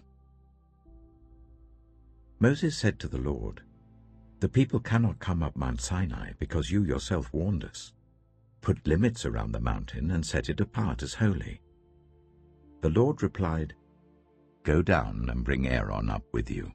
But the priests and the people must not force their way through to come up to the Lord, or he will break out against them." So Moses went down to the people and told them. Exodus chapter 20. And God spoke all these words: "I am the Lord your God, who brought you out of Egypt, out of the land of slavery. You shall have no other gods before me. You shall not make for yourself an image in the form of anything in heaven above, or on the earth beneath, or in the waters below. You shall not bow down to them or worship them. For I, the Lord your God, am a jealous God, punishing the children for the sin of the parents to the third and fourth generation of those who hate me, but showing love to 1,000 generations of those who love me and keep my commandments. You shall not misuse the name of the Lord your God, for the Lord will not hold anyone guiltless who misuses his name. Remember the Sabbath day by keeping it holy. 6 days you shall labor and do all your work, but the seventh day is a Sabbath to the Lord your God. On it you shall not do any work, neither you, nor your son or daughter, nor your male or female servant, nor your animals, nor any foreigner residing in your towns. For in 6 days the Lord made the heavens and the earth, the sea, and all that is in them, but he rested on the seventh day. Therefore the Lord blessed the Sabbath day and made it holy. Honor your father and your mother, so that you may live long in the land the Lord your God is giving you. You shall not murder. You shall not commit adultery. You shall not steal. You shall not give false testimony against your neighbor. You shall not covet your neighbor's house. You shall not covet your neighbor's wife, or his male or female servant, his ox or donkey, or anything that belongs to your neighbor. When the people saw the thunder and lightning and heard the trumpet and saw the mountain in smoke, they trembled with fear. They stayed at a distance and said to Moses, "Speak to us yourself, and we will listen. But do not let God speak to us, or we will die." Moses said to the people, "Do not be afraid. God has come to test you, so that the fear of God will be with you, to keep you from sinning." The people remained at a distance, while Moses approached the thick darkness where God was. Then the Lord said to Moses, "Tell the Israelites this. You have seen for yourselves that I have spoken to you from heaven. Do not make any gods to be alongside me. Do not make for yourselves gods of silver or gods of gold. Make an altar of earth for me, and sacrifice on it your burnt offerings and fellowship offerings, your sheep and goats and your cattle. Wherever I cause my name to be honored, I will come to you and bless you. If you make an altar of stones for me, do not build it with dressed stones, for you will defile it if you use a tool on it. And do not go up to my altar on steps, or your private parts may be exposed." Exodus chapter 21. These are the laws you are to set before them. If you buy a Hebrew servant, he is to serve you for 6 years, but in the 7th year he shall go free without paying anything. If he comes alone, he is to go free alone. But if he has a wife when he comes, she is to go with him. If his master gives him a wife and she bears him sons or daughters, the woman and her children shall belong to her master, and only the man shall go free. But if the servant declares, "I love my master and my wife and children, and do not want to go free," then his master must take him before the judges. He shall take him to the door or the doorpost, and pierce his ear with an awl. Then he will be his servant for life. If a man sells his daughter as a servant, she is not to go free as male servants do. If she does not please the master who has selected her for himself, he must let her be redeemed. He has no right to sell her to foreigners, because he has broken faith with her. If he selects her for his son, he must grant her the rights of a daughter. If he marries another woman, he must not deprive the first one of her food, clothing, and marital rights. If he does not provide her with these 3 things, she is to go free without any payment of money. Anyone who strikes a person with a fatal blow is to be put to death. However, if it is not done intentionally, but God lets it happen, they are to flee to a place I will designate. But if anyone schemes and kills someone deliberately, that person is to be taken from my altar and put to death. Anyone who attacks their father or mother is to be put to death.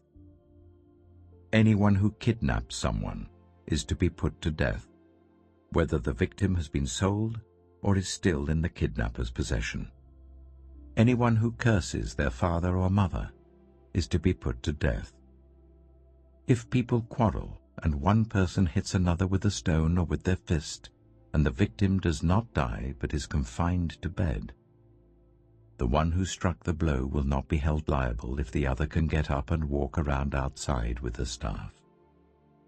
However, the guilty party must pay the injured person for any loss of time and see that the victim is completely healed. Anyone who beats their male or female slave with a rod must be punished if the slave dies as a direct result.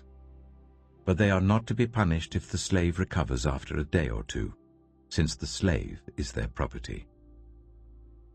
If people are fighting and hit a pregnant woman and she gives birth prematurely, but there is no serious injury, the offender must be fined whatever the woman's husband demands and the court allows.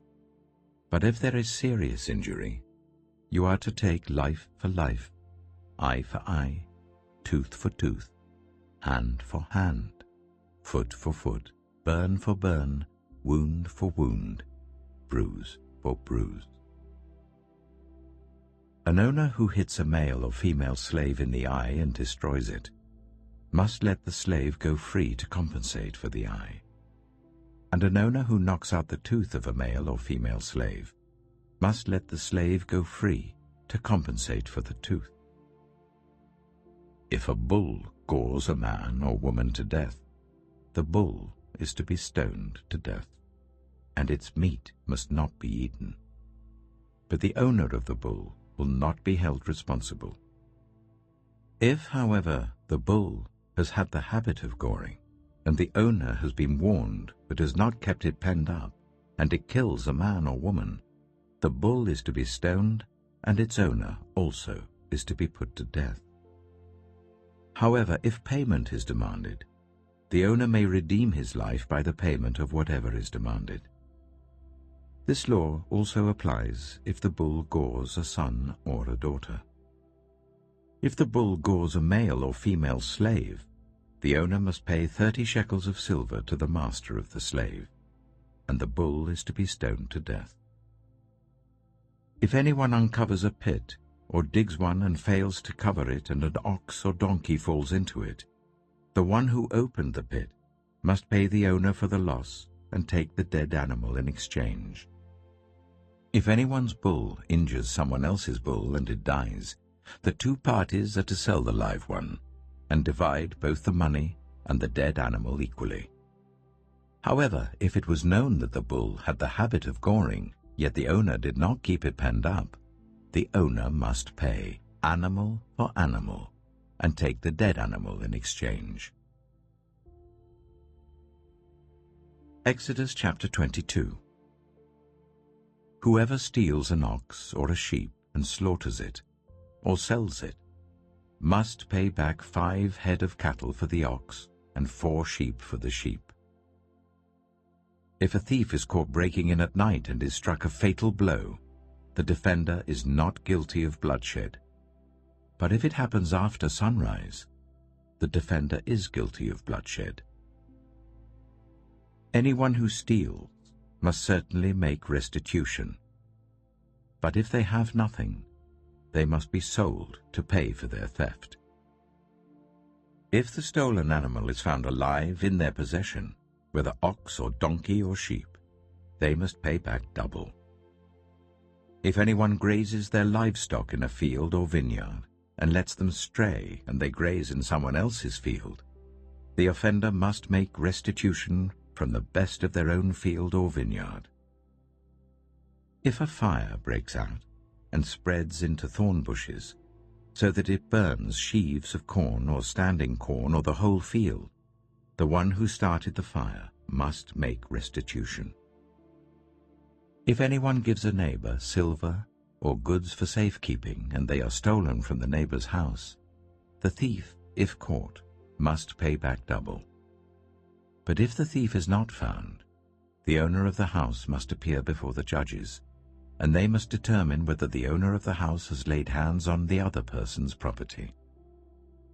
In all cases of illegal possession of an ox, a donkey, a sheep, a garment, or any other lost property about which somebody says, "This is mine," both parties are to bring their cases before the judges.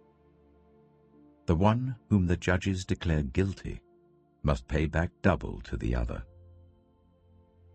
If anyone gives a donkey, an ox, a sheep, or any other animal to their neighbor for safekeeping and it dies, or is injured or is taken away while no one is looking, the issue between them will be settled by the taking of an oath before the Lord, that the neighbor did not lay hands on the other person's property. The owner is to accept this, and no restitution is required. But if the animal was stolen from the neighbor, restitution must be made to the owner. If it was torn to pieces by a wild animal, the neighbor shall bring in the remains as evidence and shall not be required to pay for the torn animal.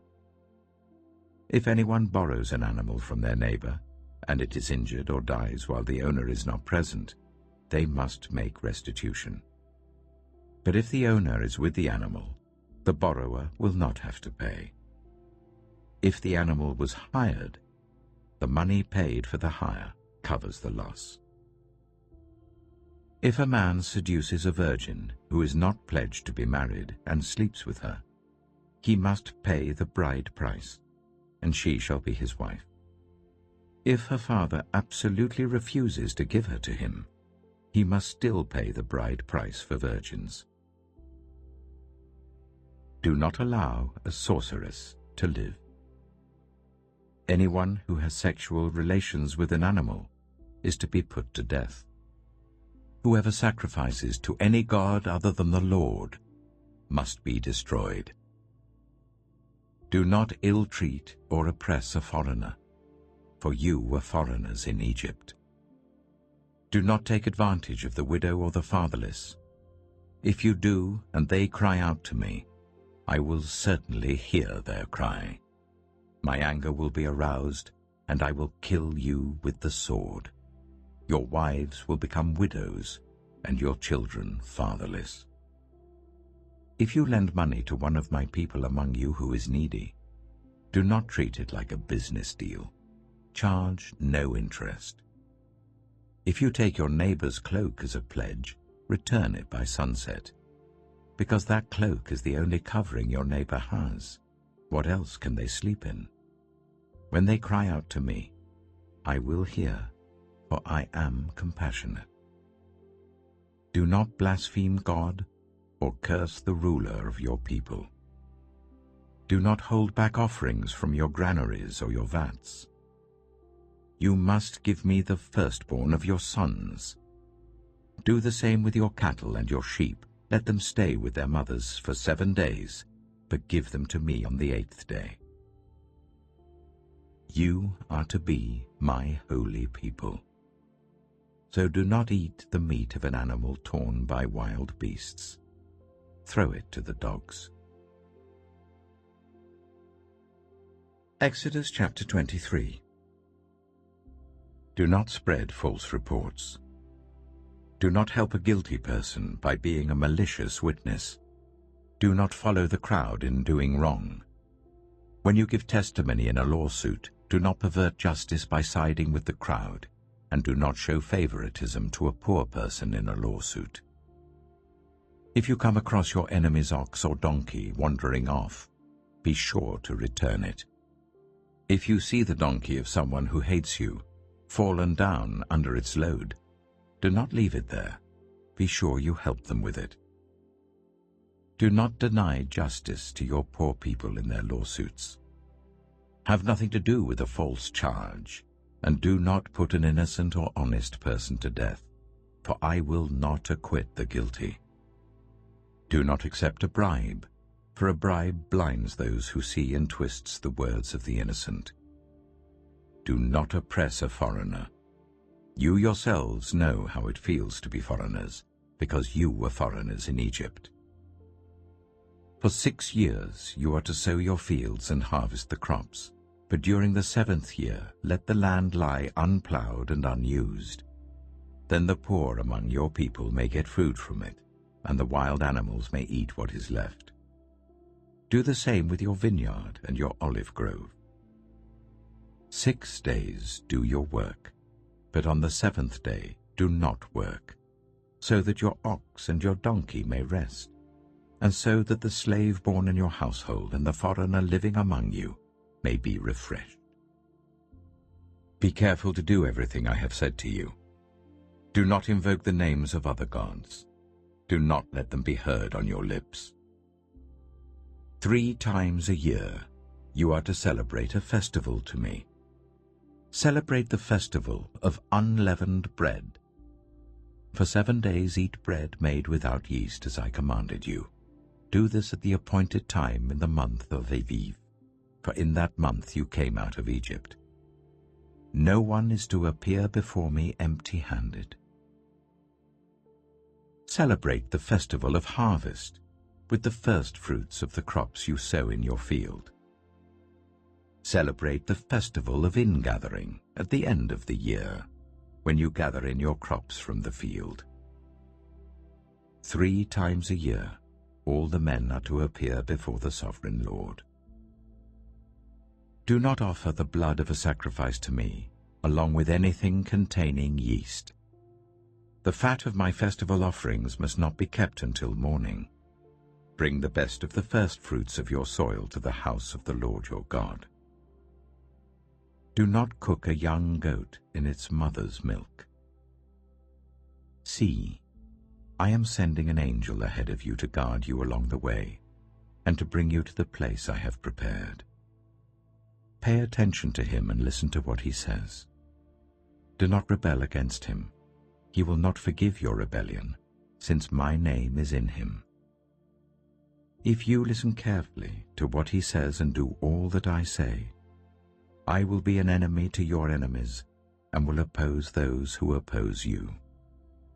My angel will go ahead of you and bring you into the land of the Amorites, Hittites, Perizzites, Canaanites, Hivites, and Jebusites, and I will wipe them out. Do not bow down before their gods, or worship them, or follow their practices. You must demolish them and break their sacred stones to pieces. Worship the Lord your God, and his blessing will be on your food and water. I will take away disease from among you, and none will miscarry or be barren in your land. I will give you a full lifespan. I will send my terror ahead of you, and throw into confusion every nation you encounter. I will make all your enemies turn their backs and run. I will send the hornet ahead of you to drive the Hivites, Canaanites, and Hittites out of your way. But I will not drive them out in a single year, because the land would become desolate and the wild animals too numerous for you. Little by little I will drive them out before you, until you have increased enough to take possession of the land. I will establish your borders from the Red Sea to the Mediterranean Sea, and from the desert to the Euphrates River. I will give into your hands the people who live in the land, and you will drive them out before you. Do not make a covenant with them or with their gods. Do not let them live in your land, or they will cause you to sin against me, because the worship of their gods will certainly be a snare to you.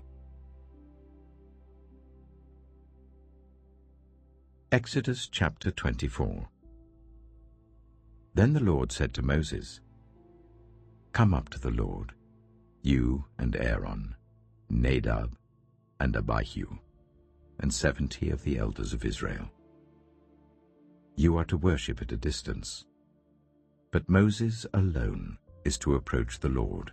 The others must not come near, and the people may not come up with him." When Moses went and told the people all the Lord's words and laws, they responded with one voice, "Everything the Lord has said we will do." Moses then wrote down everything the Lord had said. He got up early the next morning and built an altar at the foot of the mountain and set up 12 stone pillars representing the 12 tribes of Israel.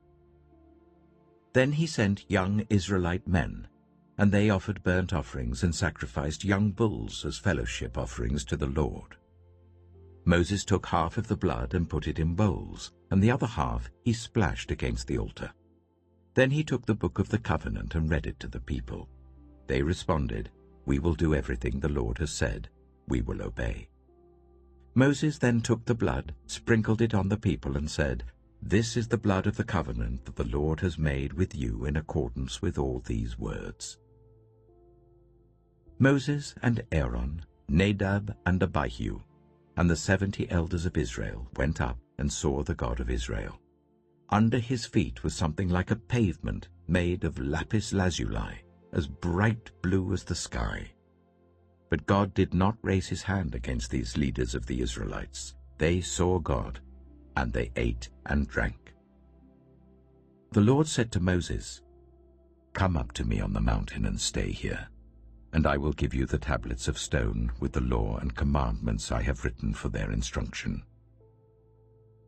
Then Moses set out with Joshua his assistant, and Moses went up on the mountain of God. He said to the elders, "Wait here for us until we come back to you.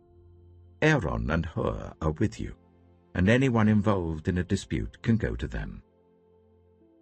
When Moses went up on the mountain, the cloud covered it, and the glory of the Lord settled on Mount Sinai. For 6 days the cloud covered the mountain, and on the 7th day the Lord called to Moses from within the cloud.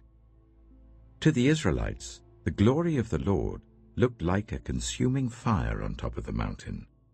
Then Moses entered the cloud as he went on up the mountain, and he stayed on the mountain 40 days and 40 nights. Exodus chapter 25. The Lord said to Moses, "Tell the Israelites to bring me an offering. You are to receive the offering for me from everyone whose heart prompts them to give. These are the offerings you are to receive from them: gold, silver and bronze, blue, purple and scarlet yarn, and fine linen, goat hair, ram skins dyed red, and another type of durable leather, acacia wood, olive oil for the light, spices for the anointing oil and for the fragrant incense, and onyx stones and other gems to be mounted on the ephod and breastpiece. Then let them make a sanctuary for me, and I will dwell among them. Make this tabernacle and all its furnishings exactly like the pattern I will show you. Let them make an ark of acacia wood, 2.5 cubits long, 1.5 cubits wide, and 1.5 cubits high. Overlay it with pure gold both inside and out, and make a gold molding around it. Cast 4 gold rings for it, and fasten them to its 4 feet, with 2 rings on one side and 2 rings on the other. Then make poles of acacia wood and overlay them with gold. Insert the poles into the rings on the sides of the ark to carry it. The poles are to remain in the rings of this ark. They are not to be removed. Then put in the ark the tablets of the covenant law which I will give you. Make an atonement cover of pure gold, 2.5 cubits long and 1.5 cubits wide, and make 2 cherubim out of hammered gold at the ends of the cover. Make 1 cherub on one end and the 2nd cherub on the other. Make the cherubim of one piece with the cover at the 2 ends. The cherubim are to have their wings spread upwards, overshadowing the cover with them. The cherubim are to face each other, looking towards the cover. Place the cover on top of the ark and put in the ark the tablets of the covenant law that I will give you. There, above the cover, between the two cherubim that are over the ark of the covenant law, I will meet with you and give you all my commands for the Israelites. Make a table of acacia wood, 2 cubits long, a cubit wide, and a cubit and a half high. Overlay it with pure gold and make a gold molding around it. Also make around it a rim, a handbreadth wide, and put a gold molding on the rim. Make 4 gold rings for the table and fasten them to the 4 corners where the 4 legs are. The rings are to be close to the rim to hold the poles used in carrying the table. Make the poles of acacia wood, overlay them with gold, and carry the table with them. And make its plates and dishes of pure gold, as well as its pitchers and bowls for the pouring out of offerings. Put the bread of the presence on this table, to be before me at all times. Make a lampstand of pure gold. Hammer out its base and shaft, and make its flower-like cups, buds, and blossoms of one piece with them. 6 branches are to extend from the sides of the lampstand, 3 on one side and 3 on the other. 3 cups, shaped like almond flowers with buds and blossoms, are to be on one branch, 3 on the next branch, and the same for all 6 branches extending from the lampstand. And on the lampstand there are to be 4 cups shaped like almond flowers with buds and blossoms. 1 bud shall be under the first pair of branches extending from the lampstand, a 2nd bud under the 2nd pair, and a 3rd bud under the 3rd pair. 6 branches in all. The buds and branches shall all be of one piece with the lampstand hammered out of pure gold. Then make it 7 lamps, and set them up on it so that they light the space in front of it. Its wick trimmers and trays are to be of pure gold. A talent of pure gold is to be used for the lampstand and all these accessories. See that you make them according to the pattern shown you on the mountain. Exodus chapter 26. Make the tabernacle with 10 curtains of finely twisted linen and blue, purple, and scarlet yarn, with cherubim woven into them by a skilled worker. All the curtains are to be the same size, 28 cubits long and 4 cubits wide. Join 5 of the curtains together and do the same with the other 5. Make loops of blue material along the edge of the end curtain in one set and do the same with the end curtain in the other set. Make 50 loops on one curtain and 50 loops on the end curtain of the other set, with the loops opposite each other. Then make 50 gold clasps and use them to fasten the curtains together so that the tabernacle is a unit. Make curtains of goat hair for the tent over the tabernacle, 11 altogether. All 11 curtains are to be the same size, 30 cubits long and 4 cubits wide. Join 5 of the curtains together into one set and the other 6 into another set. Fold the 6th curtain double at the front of the tent. Make 50 loops along the edge of the end curtain in one set, and also along the edge of the end curtain in the other set. Then make 50 bronze clasps and put them in the loops to fasten the tent together as a unit. As for the additional length of the tent curtains, the half curtain that is left over is to hang down at the rear of the tabernacle. The tent curtains will be a cubit longer on both sides. What is left will hang over the sides of the tabernacle so as to cover it. Make for the tent a covering of ram skins dyed red, and over that a covering of other durable leather. Make upright frames of acacia wood for the tabernacle. Each frame is to be 10 cubits long and a cubit and a half wide, with 2 projections set parallel to each other. Make all the frames of the tabernacle in this way. Make 20 frames for the south side of the tabernacle, and make 40 silver bases to go under them, 2 bases for each frame, 1 under each projection. For the other side, the north side of the tabernacle, make 20 frames and 40 silver bases, 2 under each frame. Make 6 frames for the far end, that is the west end of the tabernacle, and make 2 frames for the corners at the far end. At these 2 corners, they must be double from the bottom all the way to the top and fitted into a single ring. Both shall be like that. So there will be 8 frames and 16 silver bases, 2 under each frame.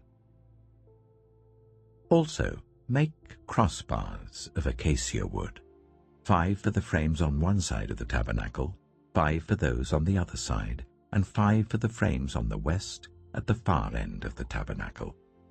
The center crossbar is to extend from end to end at the middle of the frames.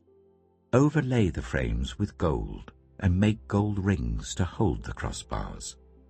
Also, overlay the crossbars with gold. Set up the tabernacle according to the plan shown you on the mountain. Make a curtain of blue, purple, and scarlet yarn and finely twisted linen, with cherubim woven into it by a skilled worker. Hang it with gold hooks on 4 posts of acacia wood, overlaid with gold and standing on 4 silver bases. Hang the curtain from the clasps, and place the Ark of the Covenant Law behind the curtain. The curtain will separate the holy place from the most holy place. Put the atonement cover on the Ark of the Covenant Law in the most holy place. Place the table outside the curtain on the north side of the tabernacle, and put the lampstand opposite it on the south side. For the entrance to the tent, make a curtain of blue, purple, and scarlet yarn and finely twisted linen, the work of an embroiderer. Make gold hooks for this curtain, and 5 posts of acacia wood overlaid with gold, and cast 5 bronze bases for them. Exodus chapter 27. Build an altar of acacia wood, 3 cubits high. It is to be square, 5 cubits long and 5 cubits wide. Make a horn at each of the 4 corners, so that the horns and the altar are of one piece, and overlay the altar with bronze. Make all its utensils of bronze, its pots to remove the ashes, and its shovels, sprinkling bowls, meat forks, and fire pans. Make a grating for it, a bronze network, and make a bronze ring at each of the 4 corners of the network. Put it under the ledge of the altar, so that it is halfway up the altar. Make poles of acacia wood for the altar, and overlay them with bronze. The poles are to be inserted into the rings, so they will be on 2 sides of the altar when it is carried. Make the altar hollow out of boards. It is to be made just as you were shown on the mountain. Make a courtyard for the tabernacle. The south side shall be 100 cubits long, and is to have curtains of finely twisted linen, with 20 posts and 20 bronze bases, with silver hooks and bands on the posts. The north side shall also be 100 cubits long, and is to have curtains with 20 posts and 20 bronze bases, and with silver hooks and bands on the posts. The west end of the courtyard shall be 50 cubits wide, and have curtains with 10 posts and 10 bases. On the east end, towards the sunrise, the courtyard shall also be 50 cubits wide. Curtains 15 cubits long are to be on one side of the entrance with 3 posts and 3 bases, and curtains 15 cubits long are to be on the other side, with 3 posts and 3 bases. For the entrance to the courtyard, Provide a curtain 20 cubits long of blue, purple, and scarlet yarn, and finely twisted linen, the work of an embroiderer, with 4 posts and 4 bases. All the posts around the courtyard are to have silver bands and hooks and bronze bases. The courtyard shall be 100 cubits long and 50 cubits wide, with curtains of finely twisted linen 5 cubits high, and with bronze bases. All the other articles used in the service of the tabernacle, whatever their function, including all the tent pegs for it and those for the courtyard, are to be of bronze. Command the Israelites to bring you clear oil of pressed olives for the light, so that the lamps may be kept burning. In the tent of meeting outside the curtain that shields the ark of the covenant law, Aaron and his sons are to keep the lamps burning before the Lord from evening till morning. This is to be a lasting ordinance among the Israelites for the generations to come. Exodus chapter 28. Let Aaron your brother be brought to you from among the Israelites, with his sons Nadab and Abihu, Eleazar and Ithamar, so that they may serve me as priests. Make sacred garments for your brother Aaron to give him dignity and honor. Tell all the skilled workers to whom I have given wisdom in such matters that they are to make garments for Aaron, for his consecration, so that he may serve me as priest. These are the garments they are to make: a breastpiece, an ephod, a robe, a woven tunic, a turban, and a sash. They are to make these sacred garments for your brother Aaron and his sons, so that they may serve me as priests. Make them use gold, and blue, purple, and scarlet yarn, and fine linen. Make the ephod of gold, and of blue, purple, and scarlet yarn, and of finely twisted linen, the work of skilled hands. It is to have 2 shoulder pieces attached to 2 of its corners, so that it can be fastened. Its skillfully woven waistband is to be like it, of 1 piece with the ephod, and made with gold, and with blue, purple, and scarlet yarn, and with finely twisted linen.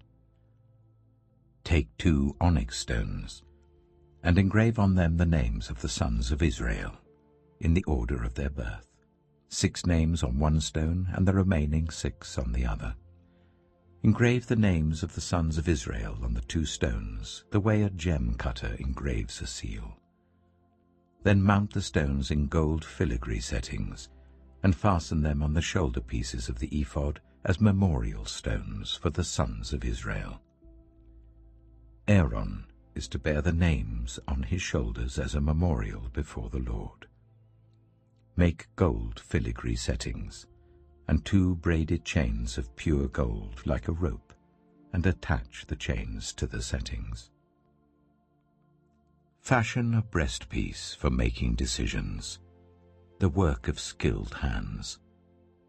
Make it like the ephod, of gold and of blue, purple, and scarlet yarn, and of finely twisted linen. It is to be square, a span long and a span wide, and folded double. Then mount 4 rows of precious stones on it.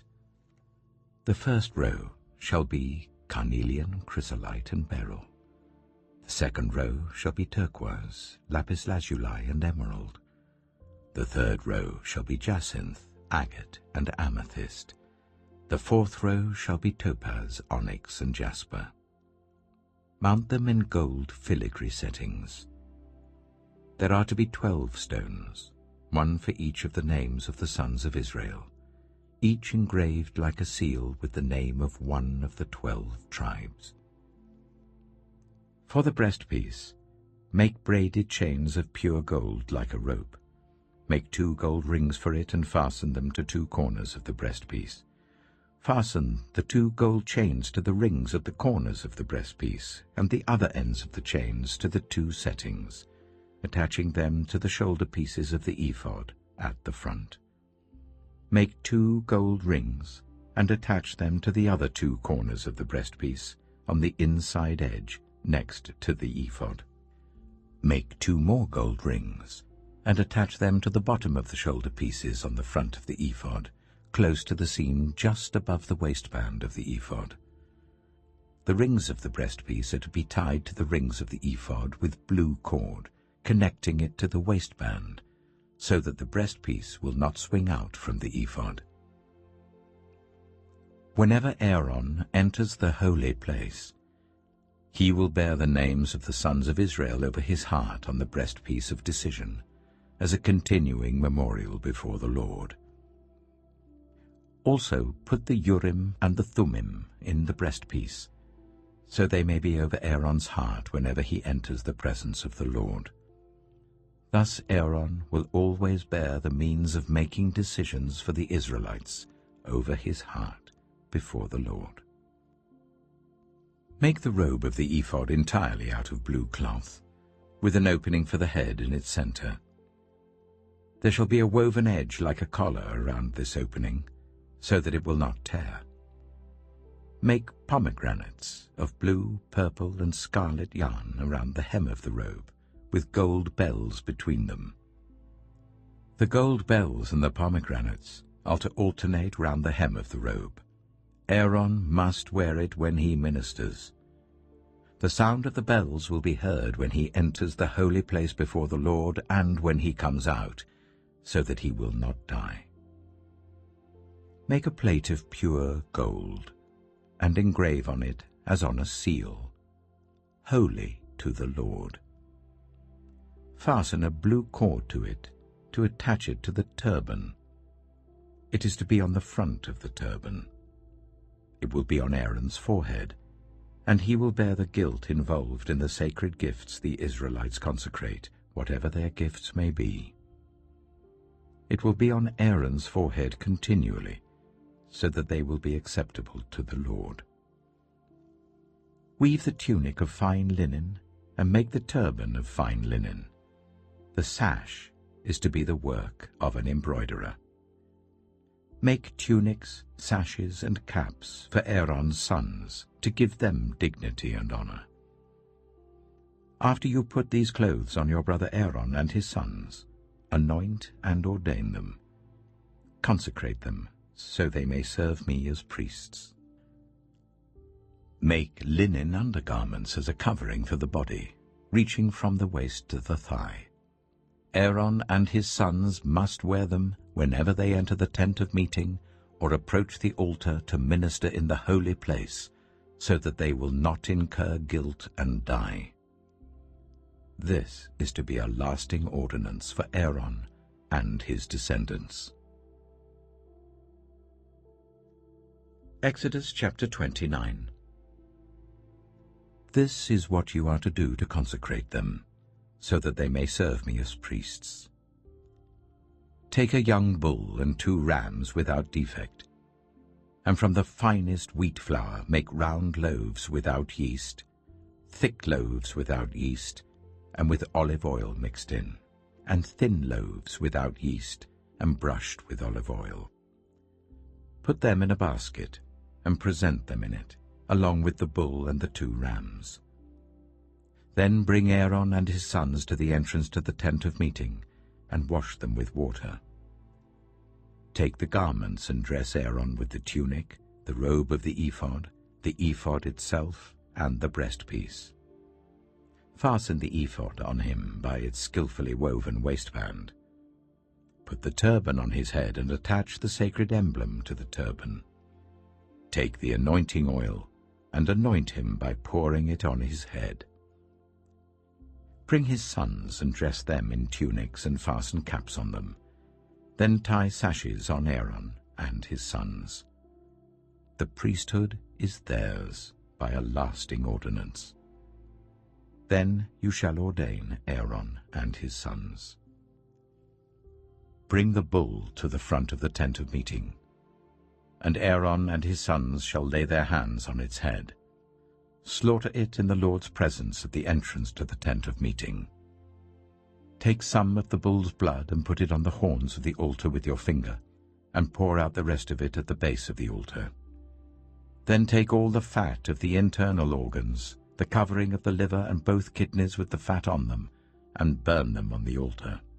But burn the bull's flesh and its hide and its intestines outside the camp. It is a sin offering. Take one of the rams, and Aaron and his sons shall lay their hands on its head. Slaughter it, and take the blood and splash it against the sides of the altar. Cut the ram into pieces, and wash the internal organs and the legs, putting them with the head and the other pieces. Then burn the entire ram on the altar. It is a burnt offering to the Lord, a pleasing aroma, a food offering presented to the Lord. Take the other ram, and Aaron and his sons shall lay their hands on its head. Slaughter it, take some of its blood, and put it on the lobes of the right ears of Aaron and his sons, on the thumbs of their right hands, and on the big toes of their right feet. Then splash blood against the sides of the altar. And take some of the blood on the altar and some of the anointing oil, and sprinkle it on Aaron and his garments, and on his sons and their garments. Then he and his sons and their garments will be consecrated. Take from this ram the fat tail, the fat on the internal organs, the covering of the liver, both kidneys with the fat on them, and the right thigh. This is the ram for the ordination. From the basket of bread made without yeast, which is before the Lord, take 1 round loaf, 1 thick loaf with olive oil mixed in, and 1 thin loaf. Put all these in the hands of Aaron and his sons, and wave them before the Lord, as a wave offering.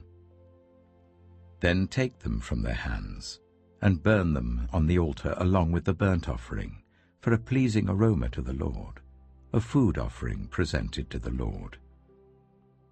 After you take the breast of the ram for Aaron's ordination, wave it before the Lord as a wave offering, and it will be your share. Consecrate those parts of the ordination ram that belong to Aaron and his sons, the breast that was waved and the thigh that was presented. This is always to be the regular share from the Israelites for Aaron and his sons. It is the contribution the Israelites are to make to the Lord from their fellowship offerings. Aaron's sacred garments will belong to his descendants, so that they can be anointed and ordained in them. The son who succeeds him as priest and comes to the tent of meeting to minister in the holy place is to wear them 7 days. Take the ram for the ordination and cook the meat in a sacred place. At the entrance to the tent of meeting, Aaron and his sons are to eat the meat of the ram and the bread that is in the basket. They are to eat these offerings by which atonement was made for their ordination and consecration. But no one else may eat them, because they are sacred. And if any of the meat of the ordination ram or any bread is left over till morning, burn it up. It must not be eaten, because it is sacred. Do for Aaron and his sons everything I have commanded you, taking 7 days to ordain them. Sacrifice a bull each day as a sin offering to make atonement. Purify the altar by making atonement for it and anoint it to consecrate it. For 7 days make atonement for the altar and consecrate it. Then the altar will be most holy, and whatever touches it will be holy. This is what you are to offer on the altar regularly each day. 2 lambs a year old. Offer one in the morning and the other at twilight. With the first lamb, offer 1/10 of an ephah of the finest flour, mixed with 1/4 of a hin of oil from pressed olives, and 1/4 of a hin of wine as a drink offering. Sacrifice the other lamb at twilight with the same grain offering and its drink offering as in the morning, a pleasing aroma, a food offering presented to the Lord. For the generations to come, this burnt offering is to be made regularly at the entrance to the tent of meeting before the Lord. There I will meet you and speak to you. There also I will meet with the Israelites, and the place will be consecrated by my glory. So I will consecrate the tent of meeting and the altar, and will consecrate Aaron and his sons to serve me as priests. Then I will dwell among the Israelites and be their God. They will know that I am the Lord their God, who brought them out of Egypt so that I might dwell among them. I am the Lord their God. Exodus chapter 30. Make an altar of acacia wood for burning incense. It is to be square, a cubit long and a cubit wide and 2 cubits high, its horns of one piece with it. Overlay the top and all the sides and the horns with pure gold, and make a gold moulding around it. Make 2 gold rings for the altar below the moulding, 2 on each of the opposite sides to hold the poles used to carry it. Make the poles of acacia wood and overlay them with gold. Put the altar in front of the curtain that shields the ark of the covenant law, before the atonement cover that is over the tablets of the covenant law, where I will meet with you. Aaron must burn fragrant incense on the altar every morning when he tends the lamps. He must burn incense again when he lights the lamps at twilight, so that incense will burn regularly before the Lord for the generations to come. Do not offer on this altar any other incense or any burnt offering or grain offering, and do not pour a drink offering on it. Once a year Aaron shall make atonement on its horns. This annual atonement must be made with the blood of the atoning sin offering for the generations to come. It is most holy to the Lord. Then the Lord said to Moses, When you take a census of the Israelites to count them, each one must pay the Lord a ransom for his life at the time he is counted. Then no plague will come on them when you number them. Each one who crosses over to those already counted is to give a half shekel according to the sanctuary shekel, which weighs 20 gerams. This half shekel is an offering to the Lord. All who cross over, those 20 years old or more, are to give an offering to the Lord. The rich are not to give more than a half shekel, and the poor are not to give less when you make the offering to the Lord to atone for your lives. Receive the atonement money from the Israelites and use it for the service of the tent of meeting. It will be a memorial for the Israelites before the Lord, making atonement for your lives.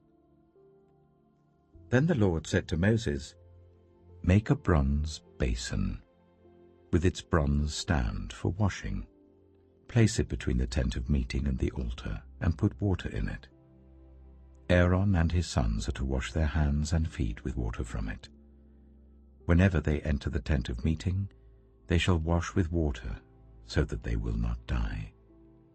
Also, when they approach the altar to minister by presenting a food offering to the Lord, they shall wash their hands and feet, so that they will not die.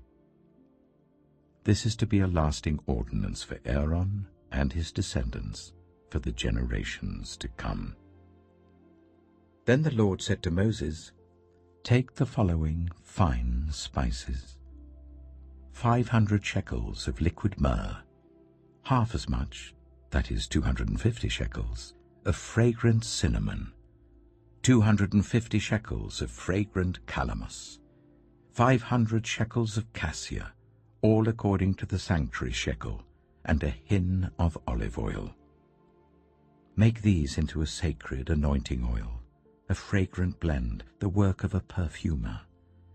It will be the sacred anointing oil.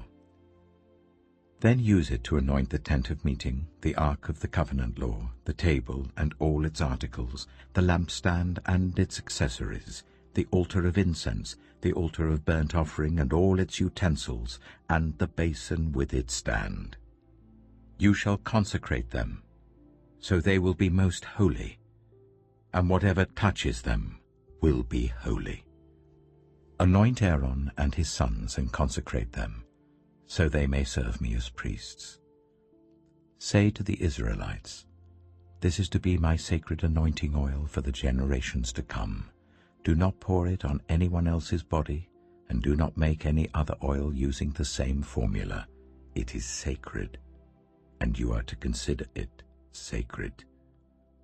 Whoever makes perfume like it and puts it on anyone other than a priest must be cut off from their people. Then the Lord said to Moses, take fragrant spices, gum resin, onycha, and galbanum, and pure frankincense, all in equal amounts, and make a fragrant blend of incense, the work of a perfumer. It is to be salted and pure and sacred. Grind some of it to powder and place it in front of the ark of the covenant law in the tent of meeting, where I will meet with you. It shall be most holy to you. Do not make any incense with this formula for yourselves. Consider it holy to the Lord. Whoever makes incense like it, to enjoy its fragrance, must be cut off from their people. Exodus chapter 31.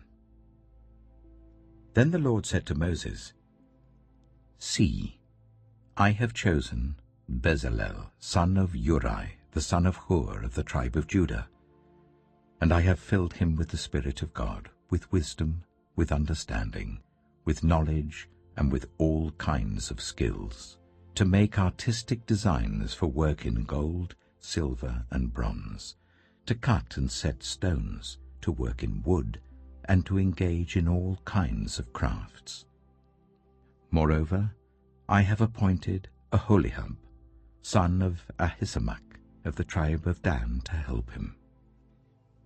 Also, I have given ability to all the skilled workers to make everything I have commanded you: the tent of meeting, the ark of the covenant law with the atonement cover on it, and all the other furnishings of the tent, the table and its articles, the pure gold lampstand and all its accessories, the altar of incense, the altar of burnt offering and all its utensils, the basin with its stand, and also the woven garments, both the sacred garments for Aaron the priest and the garments for his sons when they serve as priests, and the anointing oil and fragrant incense for the holy place. They are to make them just as I commanded you. Then the Lord said to Moses, say to the Israelites, you must observe my Sabbaths. This will be a sign between me and you for the generations to come, so that you may know that I am the Lord, who makes you holy. Observe the Sabbath, because it is holy to you. Anyone who desecrates it is to be put to death. Those who do any work on that day must be cut off from their people. For 6 days work is to be done, but the 7th day is a day of Sabbath rest, holy to the Lord. Whoever does any work on the Sabbath day is to be put to death. The Israelites are to observe the Sabbath, celebrating it for the generations to come as a lasting covenant. It will be a sign between me and the Israelites forever. For in 6 days the Lord made the heavens and the earth, and on the 7th day he rested and was refreshed. When the Lord finished speaking to Moses on Mount Sinai, he gave him the 2 tablets of the covenant law, the tablets of stone inscribed by the finger of God. Exodus chapter 32. When the people saw that Moses was so long in coming down from the mountain, they gathered round Aaron and said, Come, make us gods who will go before us. As for this fellow Moses who brought us up out of Egypt, we don't know what has happened to him. Aaron answered them, Take off the gold earrings that your wives, your sons, and your daughters are wearing, and bring them to me."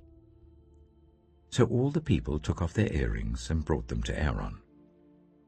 He took what they handed him and made it into an idol cast in the shape of a calf, fashioning it with a tool.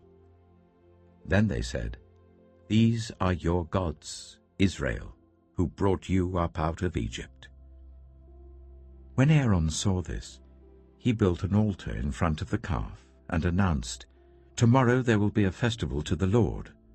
So the next day the people rose early and sacrificed burnt offerings and presented fellowship offerings. Afterwards they sat down to eat and drink and got up to indulge in revelry. Then the Lord said to Moses, "Go down, because your people, whom you brought up out of Egypt, have become corrupt. They have been quick to turn away from what I commanded them and have made themselves an idol cast in the shape of a calf. They have bowed down to it and sacrificed to it and have said, 'These are your gods, Israel, who brought you up out of Egypt.' I have seen these people," the Lord said to Moses, "and they are a stiff-necked people. Now leave me alone so that my anger may burn against them and that I may destroy them. Then I will make you into a great nation." But Moses sought the favor of the Lord his God. "Lord," he said, "why should your anger burn against your people, whom you brought out of Egypt with great power and a mighty hand? Why should the Egyptians say, 'It was with evil intent that he brought them out, to kill them in the mountains and to wipe them off the face of the earth'? Turn from your fierce anger. Relent and do not bring disaster on your people. Remember your servants, Abraham, Isaac, and Israel, to whom you swore by your own self, 'I will make your descendants as numerous as the stars in the sky, and I will give your descendants all this land I promised them, and it will be their inheritance forever.'" Then the Lord relented and did not bring on his people the disaster he had threatened. Moses turned and went down the mountain with the 2 tablets of the covenant law in his hands. They were inscribed on both sides, front and back. The tablets were the work of God. The writing was the writing of God, engraved on the tablets. When Joshua heard the noise of the people shouting, he said to Moses, "There is the sound of war in the camp." Moses replied, "It is not the sound of victory. It is not the sound of defeat. It is the sound of singing that I hear." When Moses approached the camp and saw the calf and the dancing, his anger burned, and he threw the tablets out of his hands, breaking them to pieces at the foot of the mountain. And he took the calf the people had made and burned it in the fire. Then he ground it to powder, scattered it on the water, and made the Israelites drink it. He said to Aaron, "What did these people do to you, that you led them into such great sin?" "Do not be angry, my lord," Aaron answered. "You know how prone these people are to evil. They said to me, 'Make us gods who will go before us.' As for this fellow Moses who brought us up out of Egypt, we don't know what's happened to him. So I told them, 'Whoever has any gold jewelry, take it off.' Then they gave me the gold, and I threw it into the fire, and out came this calf." Moses saw that the people were running wild, and that Aaron had let them get out of control and so become a laughingstock to their enemies. So he stood at the entrance to the camp and said, "Whoever is for the Lord, come to me." And all the Levites rallied to him. Then he said to them, "This is what the Lord, the God of Israel, says. Each man strap a sword to his side. Go back and forth through the camp from one end to the other, each killing his brother and friend and neighbor." The Levites did as Moses commanded, and that day about 3,000 of the people died. Then Moses said, "You have been set apart to the Lord today, for you are against your own sons and brothers, and he has blessed you this day." The next day Moses said to the people, "You have committed a great sin. But now I will go up to the Lord. Perhaps I can make atonement for your sin." So Moses went back to the Lord and said, "Oh, what a great sin these people have committed. They have made themselves gods of gold. But now, please, forgive their sin. But if not, then blot me out of the book you have written." The Lord replied to Moses, "Whoever has sinned against me, I will blot out of my book. Now go, lead the people to the place I spoke of, and my angel will go before you. However, when the time comes for me to punish, I will punish them for their sin." And the Lord struck the people with a plague because of what they did with the calf Aaron had made. Exodus chapter 33. Then the Lord said to Moses, "Leave this place, you and the people you brought up out of Egypt, and go up to the land I promised on oath to Abraham, Isaac, and Jacob, saying, 'I will give it to your descendants.' I will send an angel before you and drive out the Canaanites, Amorites, Hittites, Perizzites, Hivites, and Jebusites. Go up to the land flowing with milk and honey. But I will not go with you, because you are a stiff-necked people, and I might destroy you on the way." When the people heard these distressing words, they began to mourn, and no one put on any ornaments. For the Lord had said to Moses, "Tell the Israelites, you are a stiff-necked people. If I were to go with you even for a moment, I might destroy you. Now take off your ornaments, and I will decide what to do with you." So the Israelites stripped off their ornaments at Mount Horeb. Now Moses used to take a tent and pitch it outside the camp some distance away, calling it the tent of meeting. Anyone inquiring of the Lord would go to the tent of meeting outside the camp. And whenever Moses went out to the tent, all the people rose and stood at the entrances to their tents, watching Moses until he entered the tent. As Moses went into the tent, the pillar of cloud would come down and stay at the entrance while the Lord spoke with Moses. Whenever the people saw the pillar of cloud standing at the entrance to the tent, they all stood and worshipped, each at the entrance to their tent. The Lord would speak to Moses face to face, as one speaks to a friend.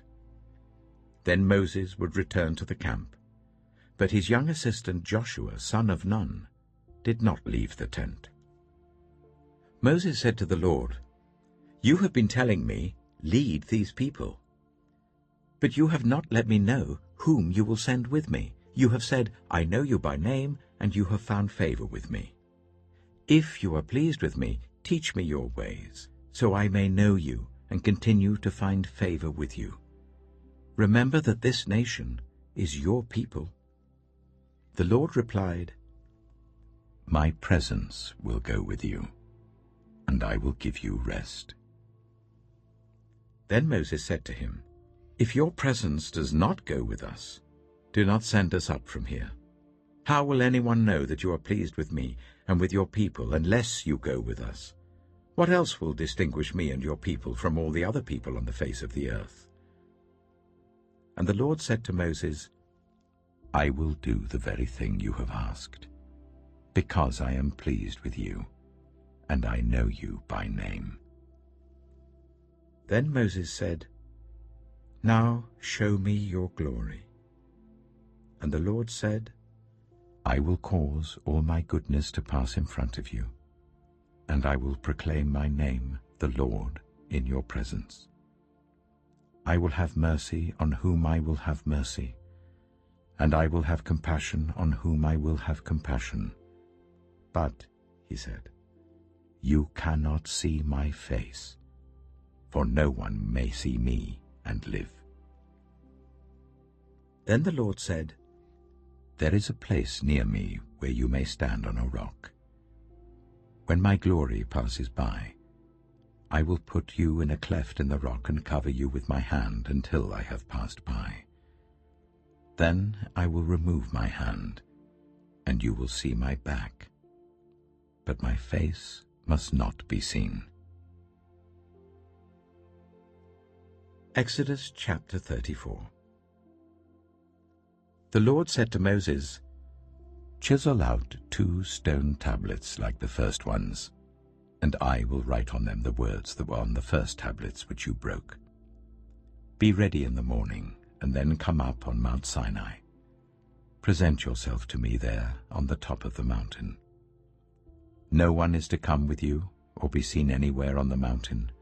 Not even the flocks and herds may graze in front of the mountain." So Moses chiseled out 2 stone tablets like the first ones, and went up Mount Sinai early in the morning as the Lord had commanded him, and he carried the 2 stone tablets in his hands. Then the Lord came down in the cloud and stood there with him, and proclaimed his name, the Lord. And he passed in front of Moses, proclaiming, the Lord, the compassionate and gracious God, slow to anger, abounding in love and faithfulness, maintaining love to thousands, and forgiving wickedness, rebellion, and sin. Yet he does not leave the guilty unpunished.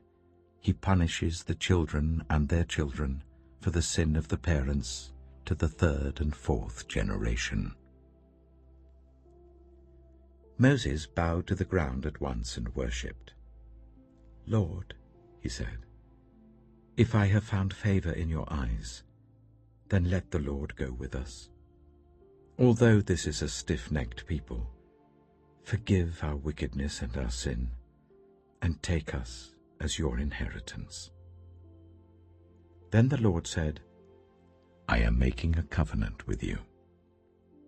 Before all your people, I will do wonders never before done in any nation in all the world. The people you live among will see how awesome is the work that I, the Lord, will do for you. Obey what I command you today. I will drive out before you the Amorites, Canaanites, Hittites, Perizzites, Hivites, and Jebusites. Be careful not to make a treaty with those who live in the land where you are going, or they will be a snare among you. Break down their altars, smash their sacred stones, and cut down their Asherah poles. Do not worship any other god, for the Lord, whose name is jealous, is a jealous God.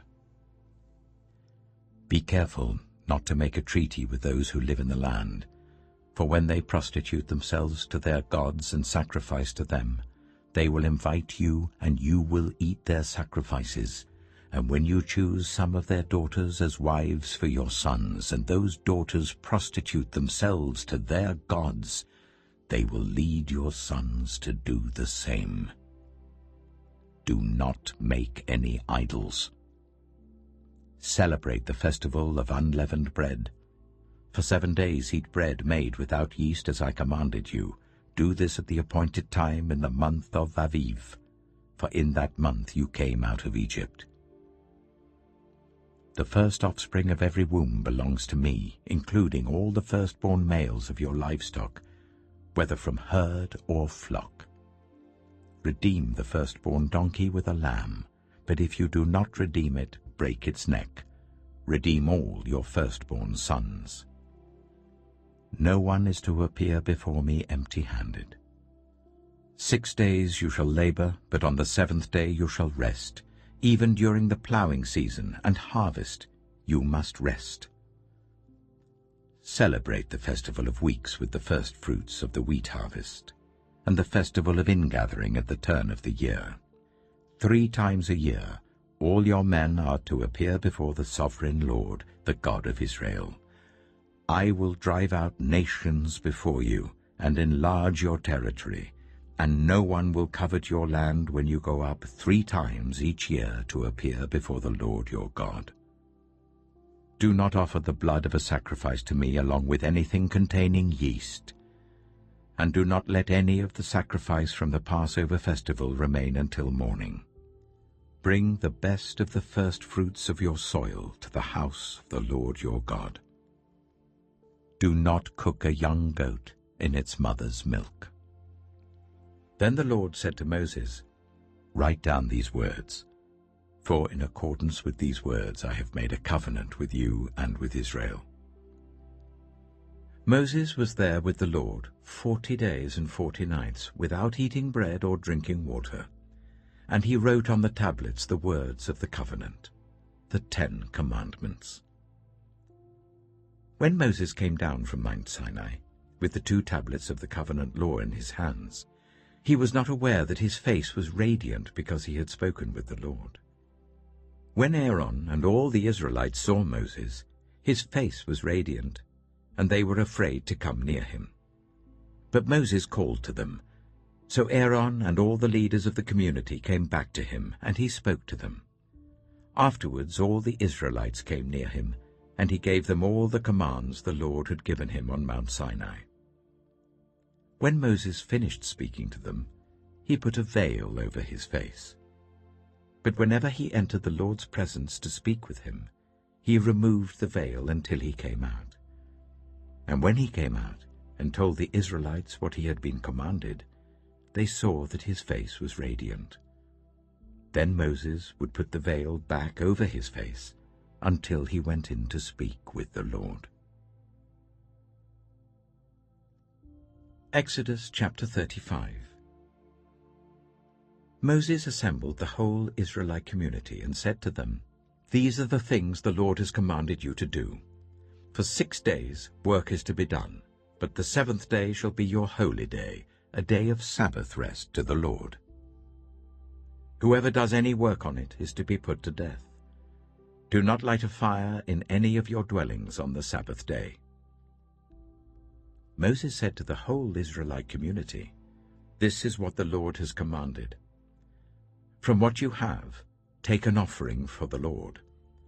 Everyone who is willing is to bring to the Lord an offering of gold, silver, and bronze, blue, purple, and scarlet yarn and fine linen, goat hair, ram skins dyed red, and another type of durable leather, acacia wood, olive oil for the light, spices for the anointing oil and for the fragrant incense, and onyx stones and other gems to be mounted on the ephod and breastpiece. All who are skilled among you are to come and make everything the Lord has commanded: the tabernacle with its tent and its covering, clasps, frames, crossbars, posts, and bases; the ark with its poles and the atonement cover and the curtain that shields it; the table with its poles and all its articles and the bread of the presence; the lampstand that is for light with its accessories, lamps and oil for the light; the altar of incense with its poles, the anointing oil and the fragrant incense; the curtain for the doorway at the entrance to the tabernacle; the altar of burnt offering with its bronze grating, its poles and all its utensils; the bronze basin with its stand; the curtains of the courtyard with its posts and bases, and the curtain for the entrance to the courtyard; the tent pegs for the tabernacle and for the courtyard, and their ropes; the woven garments worn for ministering in the sanctuary, both the sacred garments for Aaron the priest and the garments for his sons when they serve as priests."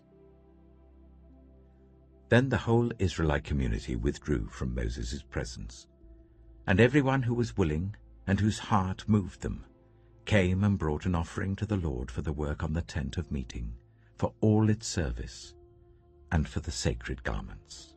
All who were willing, men and women alike, came and brought gold jewelry of all kinds, brooches, earrings, rings, and ornaments. They all presented their gold as a wave offering to the Lord. Everyone who had blue, purple, or scarlet yarn, or fine linen, or goat hair, ram skins dyed red, or other durable leather brought them. Those presenting an offering of silver or bronze brought it as an offering to the Lord, and everyone who had acacia wood for any part of the work brought it. Every skilled woman spun with her hands and brought what she had spun, blue, purple, or scarlet yarn, or fine linen. And all the women who were willing and had the skill spun the goat hair. The leaders brought onyx stones and other gems to be mounted on the ephod and breastpiece. They also brought spices and olive oil for the light, and for the anointing oil, and for the fragrant incense. All the Israelite men and women who were willing brought to the Lord free will offerings for all the work the Lord, through Moses, had commanded them to do. Then Moses said to the Israelites, "See, the Lord has chosen Bezalel, son of Uri, the son of Hur, of the tribe of Judah, and he has filled him with the Spirit of God, with wisdom, with understanding, with knowledge, and with all kinds of skills, to make artistic designs for work in gold, silver, and bronze, to cut and set stones, to work in wood, and to engage in all kinds of artistic crafts. And he has given both him and Aholiab, son of Ahisamach, of the tribe of Dan, the ability to teach others.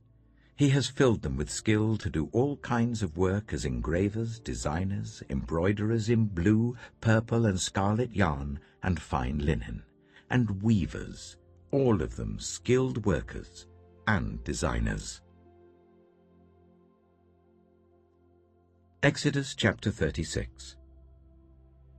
So Bezalel, Aholiab, and every skilled person to whom the Lord has given skill and ability, to know how to carry out all the work of constructing the sanctuary, are to do the work just as the Lord has commanded.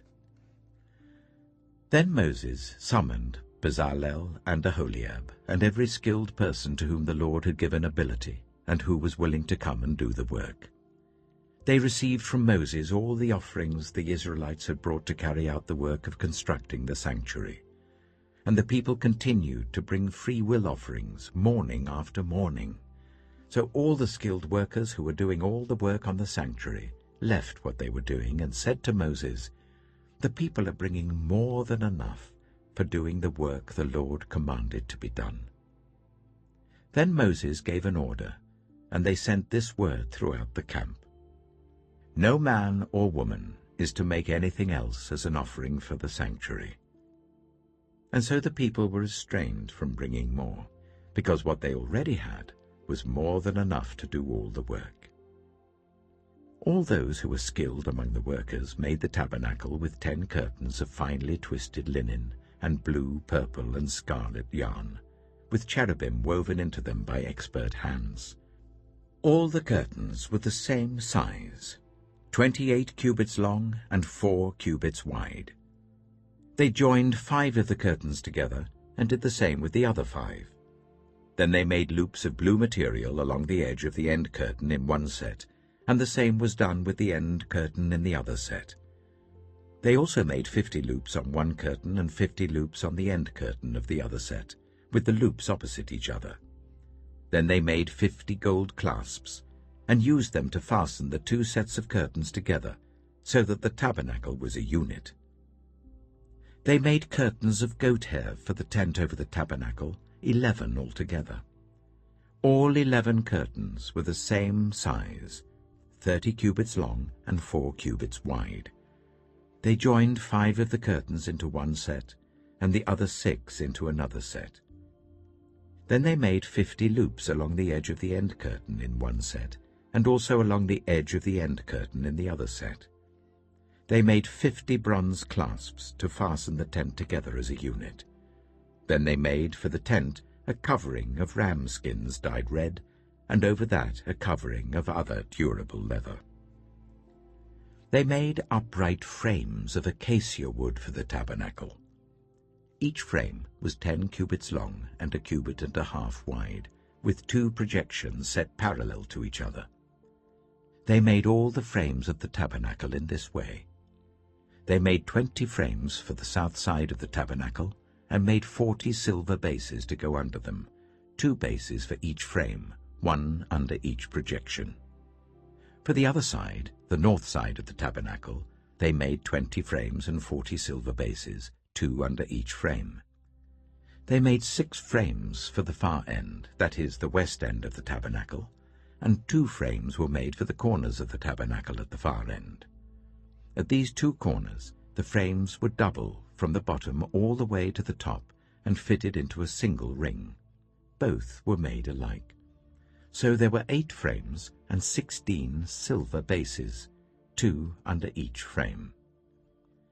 They also made crossbars of acacia wood, 5 for the frames on one side of the tabernacle, 5 for those on the other side, and 5 for the frames on the west, at the far end of the tabernacle.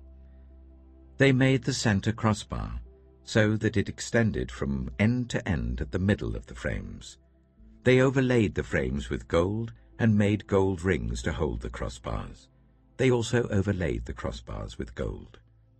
They made the curtain of blue, purple, and scarlet yarn and finely twisted linen, with cherubim woven into it by a skilled worker.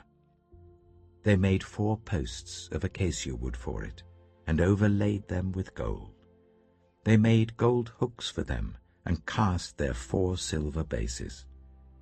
For the entrance to the tent, they made a curtain of blue, purple, and scarlet yarn and finely twisted linen, the work of an embroiderer. And they made 5 posts with hooks for them. They overlaid the tops of the posts and their bands with gold, and made their 5 bases of bronze. Exodus chapter 37. Bezalel made the ark of acacia wood, 2.5 cubits long, 1.5 cubits wide, and 1.5 cubits high. He overlaid it with pure gold, both inside and out, and made a gold molding around it. He cast 4 gold rings for it, and fastened them to its 4 feet, with 2 rings on one side and 2 rings on the other. Then he made poles of acacia wood, and overlaid them with gold, and he inserted the poles into the rings on the sides of the ark to carry it. He made the atonement cover of pure gold, 2.5 cubits long and 1.5 cubits wide. Then he made 2 cherubim out of hammered gold at the ends of the cover. He made 1 cherub on one end and the second cherub on the other. At the 2 ends he made them of one piece with the cover. The cherubim had their wings spread upwards, overshadowing the cover with them. The cherubim faced each other, looking towards the cover. They made the table of acacia wood, 2 cubits long, 1 cubit wide, and 1.5 cubits high. Then they overlaid it with pure gold and made a gold molding around it. They also made around it a rim, a handbreadth wide, and put a gold molding on the rim. They cast 4 gold rings for the table and fastened them to the 4 corners where the 4 legs were. The rings were put close to the rim to hold the poles used in carrying the table. The poles for carrying the table were made of acacia wood and were overlaid with gold. And they made from pure gold the articles for the table, its plates and dishes and bowls and its pitchers for the pouring out of drink offerings. They made the lampstand of pure gold. They hammered out its base and shaft, and made its flower-like cups, buds and blossoms of one piece with them. 6 branches extended from the sides of the lampstand, 3 on one side and 3 on the other. 3 cups shaped like almond flowers with buds and blossoms were on one branch, 3 on the next branch, and the same for all 6 branches extending from the lampstand. And on the lampstand were 4 cups shaped like almond flowers with buds and blossoms. 1 bud was under the first pair of branches extending from the lampstand, a 2nd bud under the 2nd pair, and a 3rd bud under the 3rd pair, 6 branches in all. The buds and the branches were all of one piece with the lampstand, hammered out of pure gold. They made its 7 lamps, as well as its wick trimmers and trays, of pure gold. They made the lampstand and all its accessories from 1 talent of pure gold. They made the altar of incense out of acacia wood. It was square, 1 cubit long and 1 cubit wide and 2 cubits high, its horns of one piece with it. They overlaid the top and all the sides and the horns with pure gold and made a gold molding around it. They made 2 gold rings below the moulding, 2 on each of the opposite sides to hold the poles used to carry it. They made the poles of acacia wood and overlaid them with gold. They also made the sacred anointing oil and the pure, fragrant incense, the work of a perfumer. Exodus chapter 38. They built the altar of burnt offering of acacia wood, 3 cubits high. It was square, 5 cubits long and 5 cubits wide. They made a horn at each of the 4 corners, so that the horns and the altar were of one piece, and they overlaid the altar with bronze. They made all its utensils of bronze, its pots, shovels, sprinkling bowls, meat forks, and fire pans. They made a grating for the altar, a bronze network to be under its ledge halfway up the altar. They cast bronze rings to hold the poles for the 4 corners of the bronze grating. They made the poles of acacia wood and overlaid them with bronze. They inserted the poles into the rings so they would be on the sides of the altar for carrying it. They made it hollow out of boards. They made the bronze basin and its bronze stand from the mirrors of the women who served at the entrance to the tent of meeting. Next, they made the courtyard. The south side was 100 cubits long and had curtains of finely twisted linen with 20 posts and 20 bronze bases, and with silver hooks and bands on the posts. The north side was also 100 cubits long and had 20 posts and 20 bronze bases, with silver hooks and bands on the posts. The west end was 50 cubits wide and had curtains with 10 posts and 10 bases, with silver hooks and bands on the posts. The east end, towards the sunrise, was also 50 cubits wide. Curtains 15 cubits long were on one side of the entrance with 3 posts and 3 bases, and curtains 15 cubits long were on the other side of the entrance to the courtyard with 3 posts and 3 bases. All the curtains around the courtyard were of finely twisted linen. The bases for the posts were bronze. The hooks and bands on the posts were silver, and their tops were overlaid with silver. So all the posts of the courtyard had silver bands. The curtain for the entrance to the courtyard was made of blue, purple, and scarlet yarn, and finely twisted linen, the work of an embroiderer.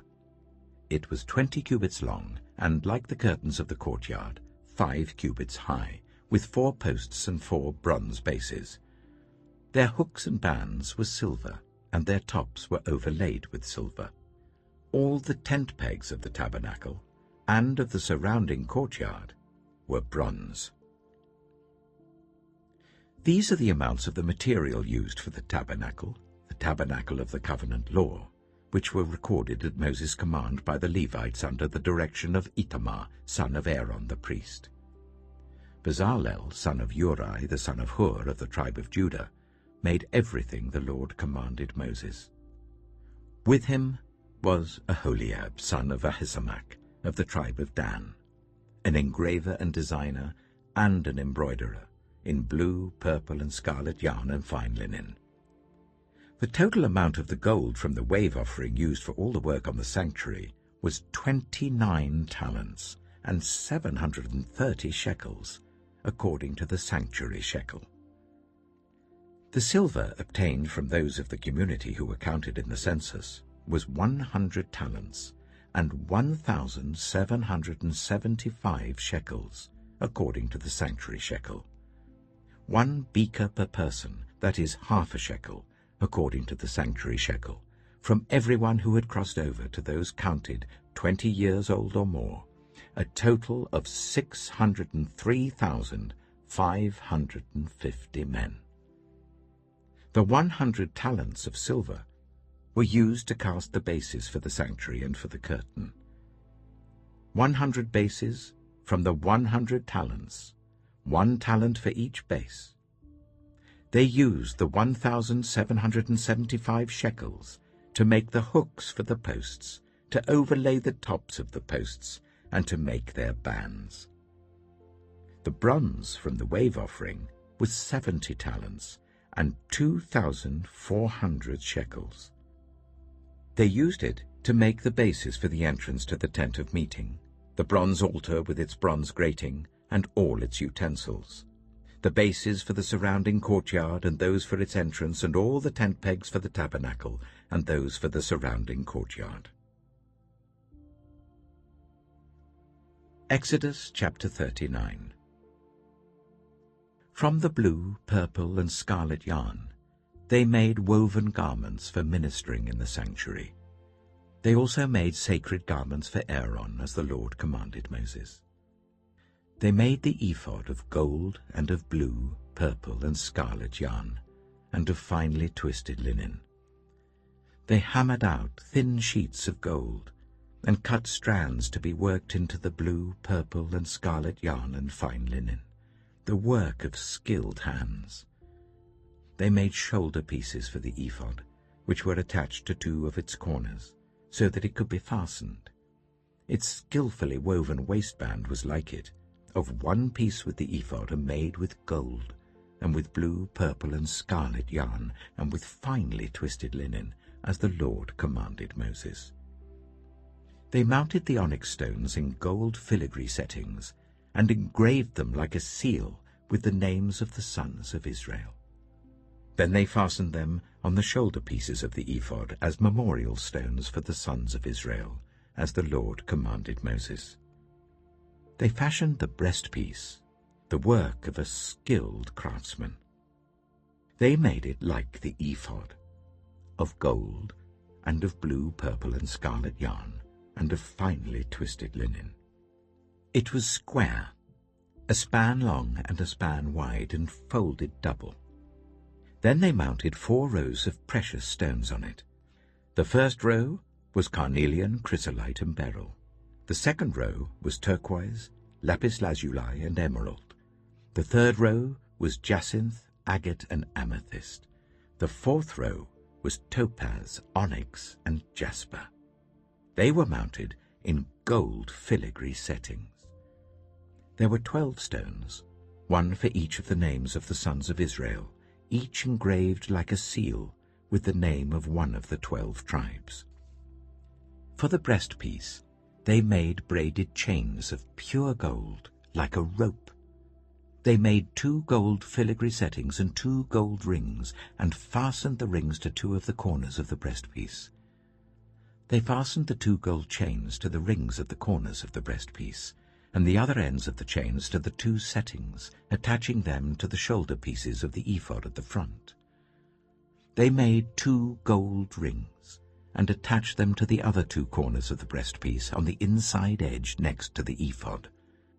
Then they made 2 more gold rings, and attached them to the bottom of the shoulder pieces on the front of the ephod, close to the seam just above the waistband of the ephod.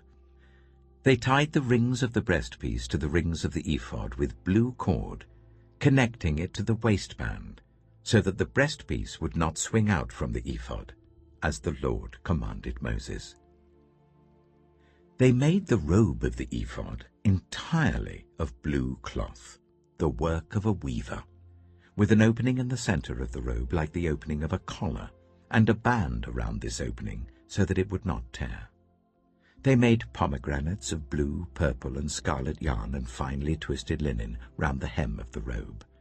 And they made bells of pure gold, and attached them around the hem between the pomegranates. The bells and pomegranates alternated round the hem of the robe to be worn for ministering, as the Lord commanded Moses. For Aaron and his sons, they made tunics of fine linen, the work of a weaver, and the turban of fine linen, the linen caps and the undergarments of finely twisted linen.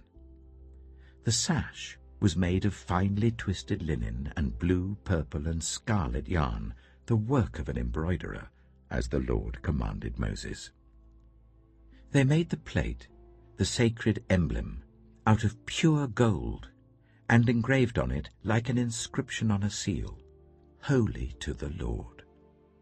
Then they fastened a blue cord to it to attach it to the turban, as the Lord commanded Moses. So all the work on the tabernacle, the tent of meeting, was completed. The Israelites did everything just as the Lord commanded Moses.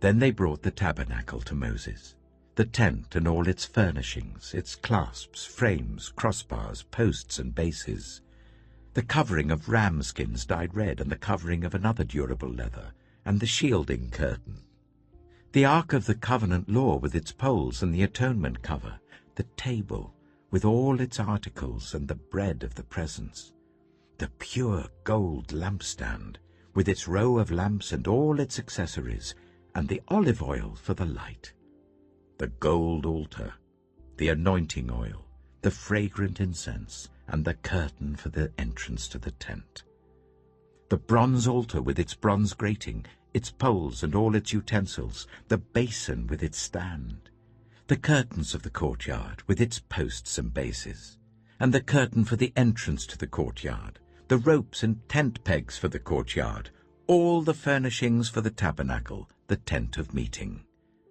and the woven garments worn for ministering in the sanctuary, both the sacred garments for Aaron the priest and the garments for his sons when serving as priests. The Israelites had done all the work just as the Lord had commanded Moses. Moses inspected the work and saw that they had done it just as the Lord had commanded. So Moses blessed them. Exodus chapter 40. Then the Lord said to Moses, "Set up the tabernacle, the tent of meeting, on the first day of the first month. Place the ark of the covenant law in it, and shield the ark with the curtain. Bring in the table, and set out what belongs on it. Then bring in the lampstand, and set up its lamps. Place the gold altar of incense in front of the ark of the covenant law, and put the curtain at the entrance to the tabernacle. Place the altar of burnt offering in front of the entrance to the tabernacle, the tent of meeting. Place the basin between the tent of meeting and the altar, and put water in it. Set up the courtyard around it, and put the curtain at the entrance to the courtyard. Take the anointing oil, and anoint the tabernacle and everything in it. Consecrate it and all its furnishings, and it will be holy. Then anoint the altar of burnt offering and all its utensils. Consecrate the altar, and it will be most holy. Anoint the basin and its stand, and consecrate them.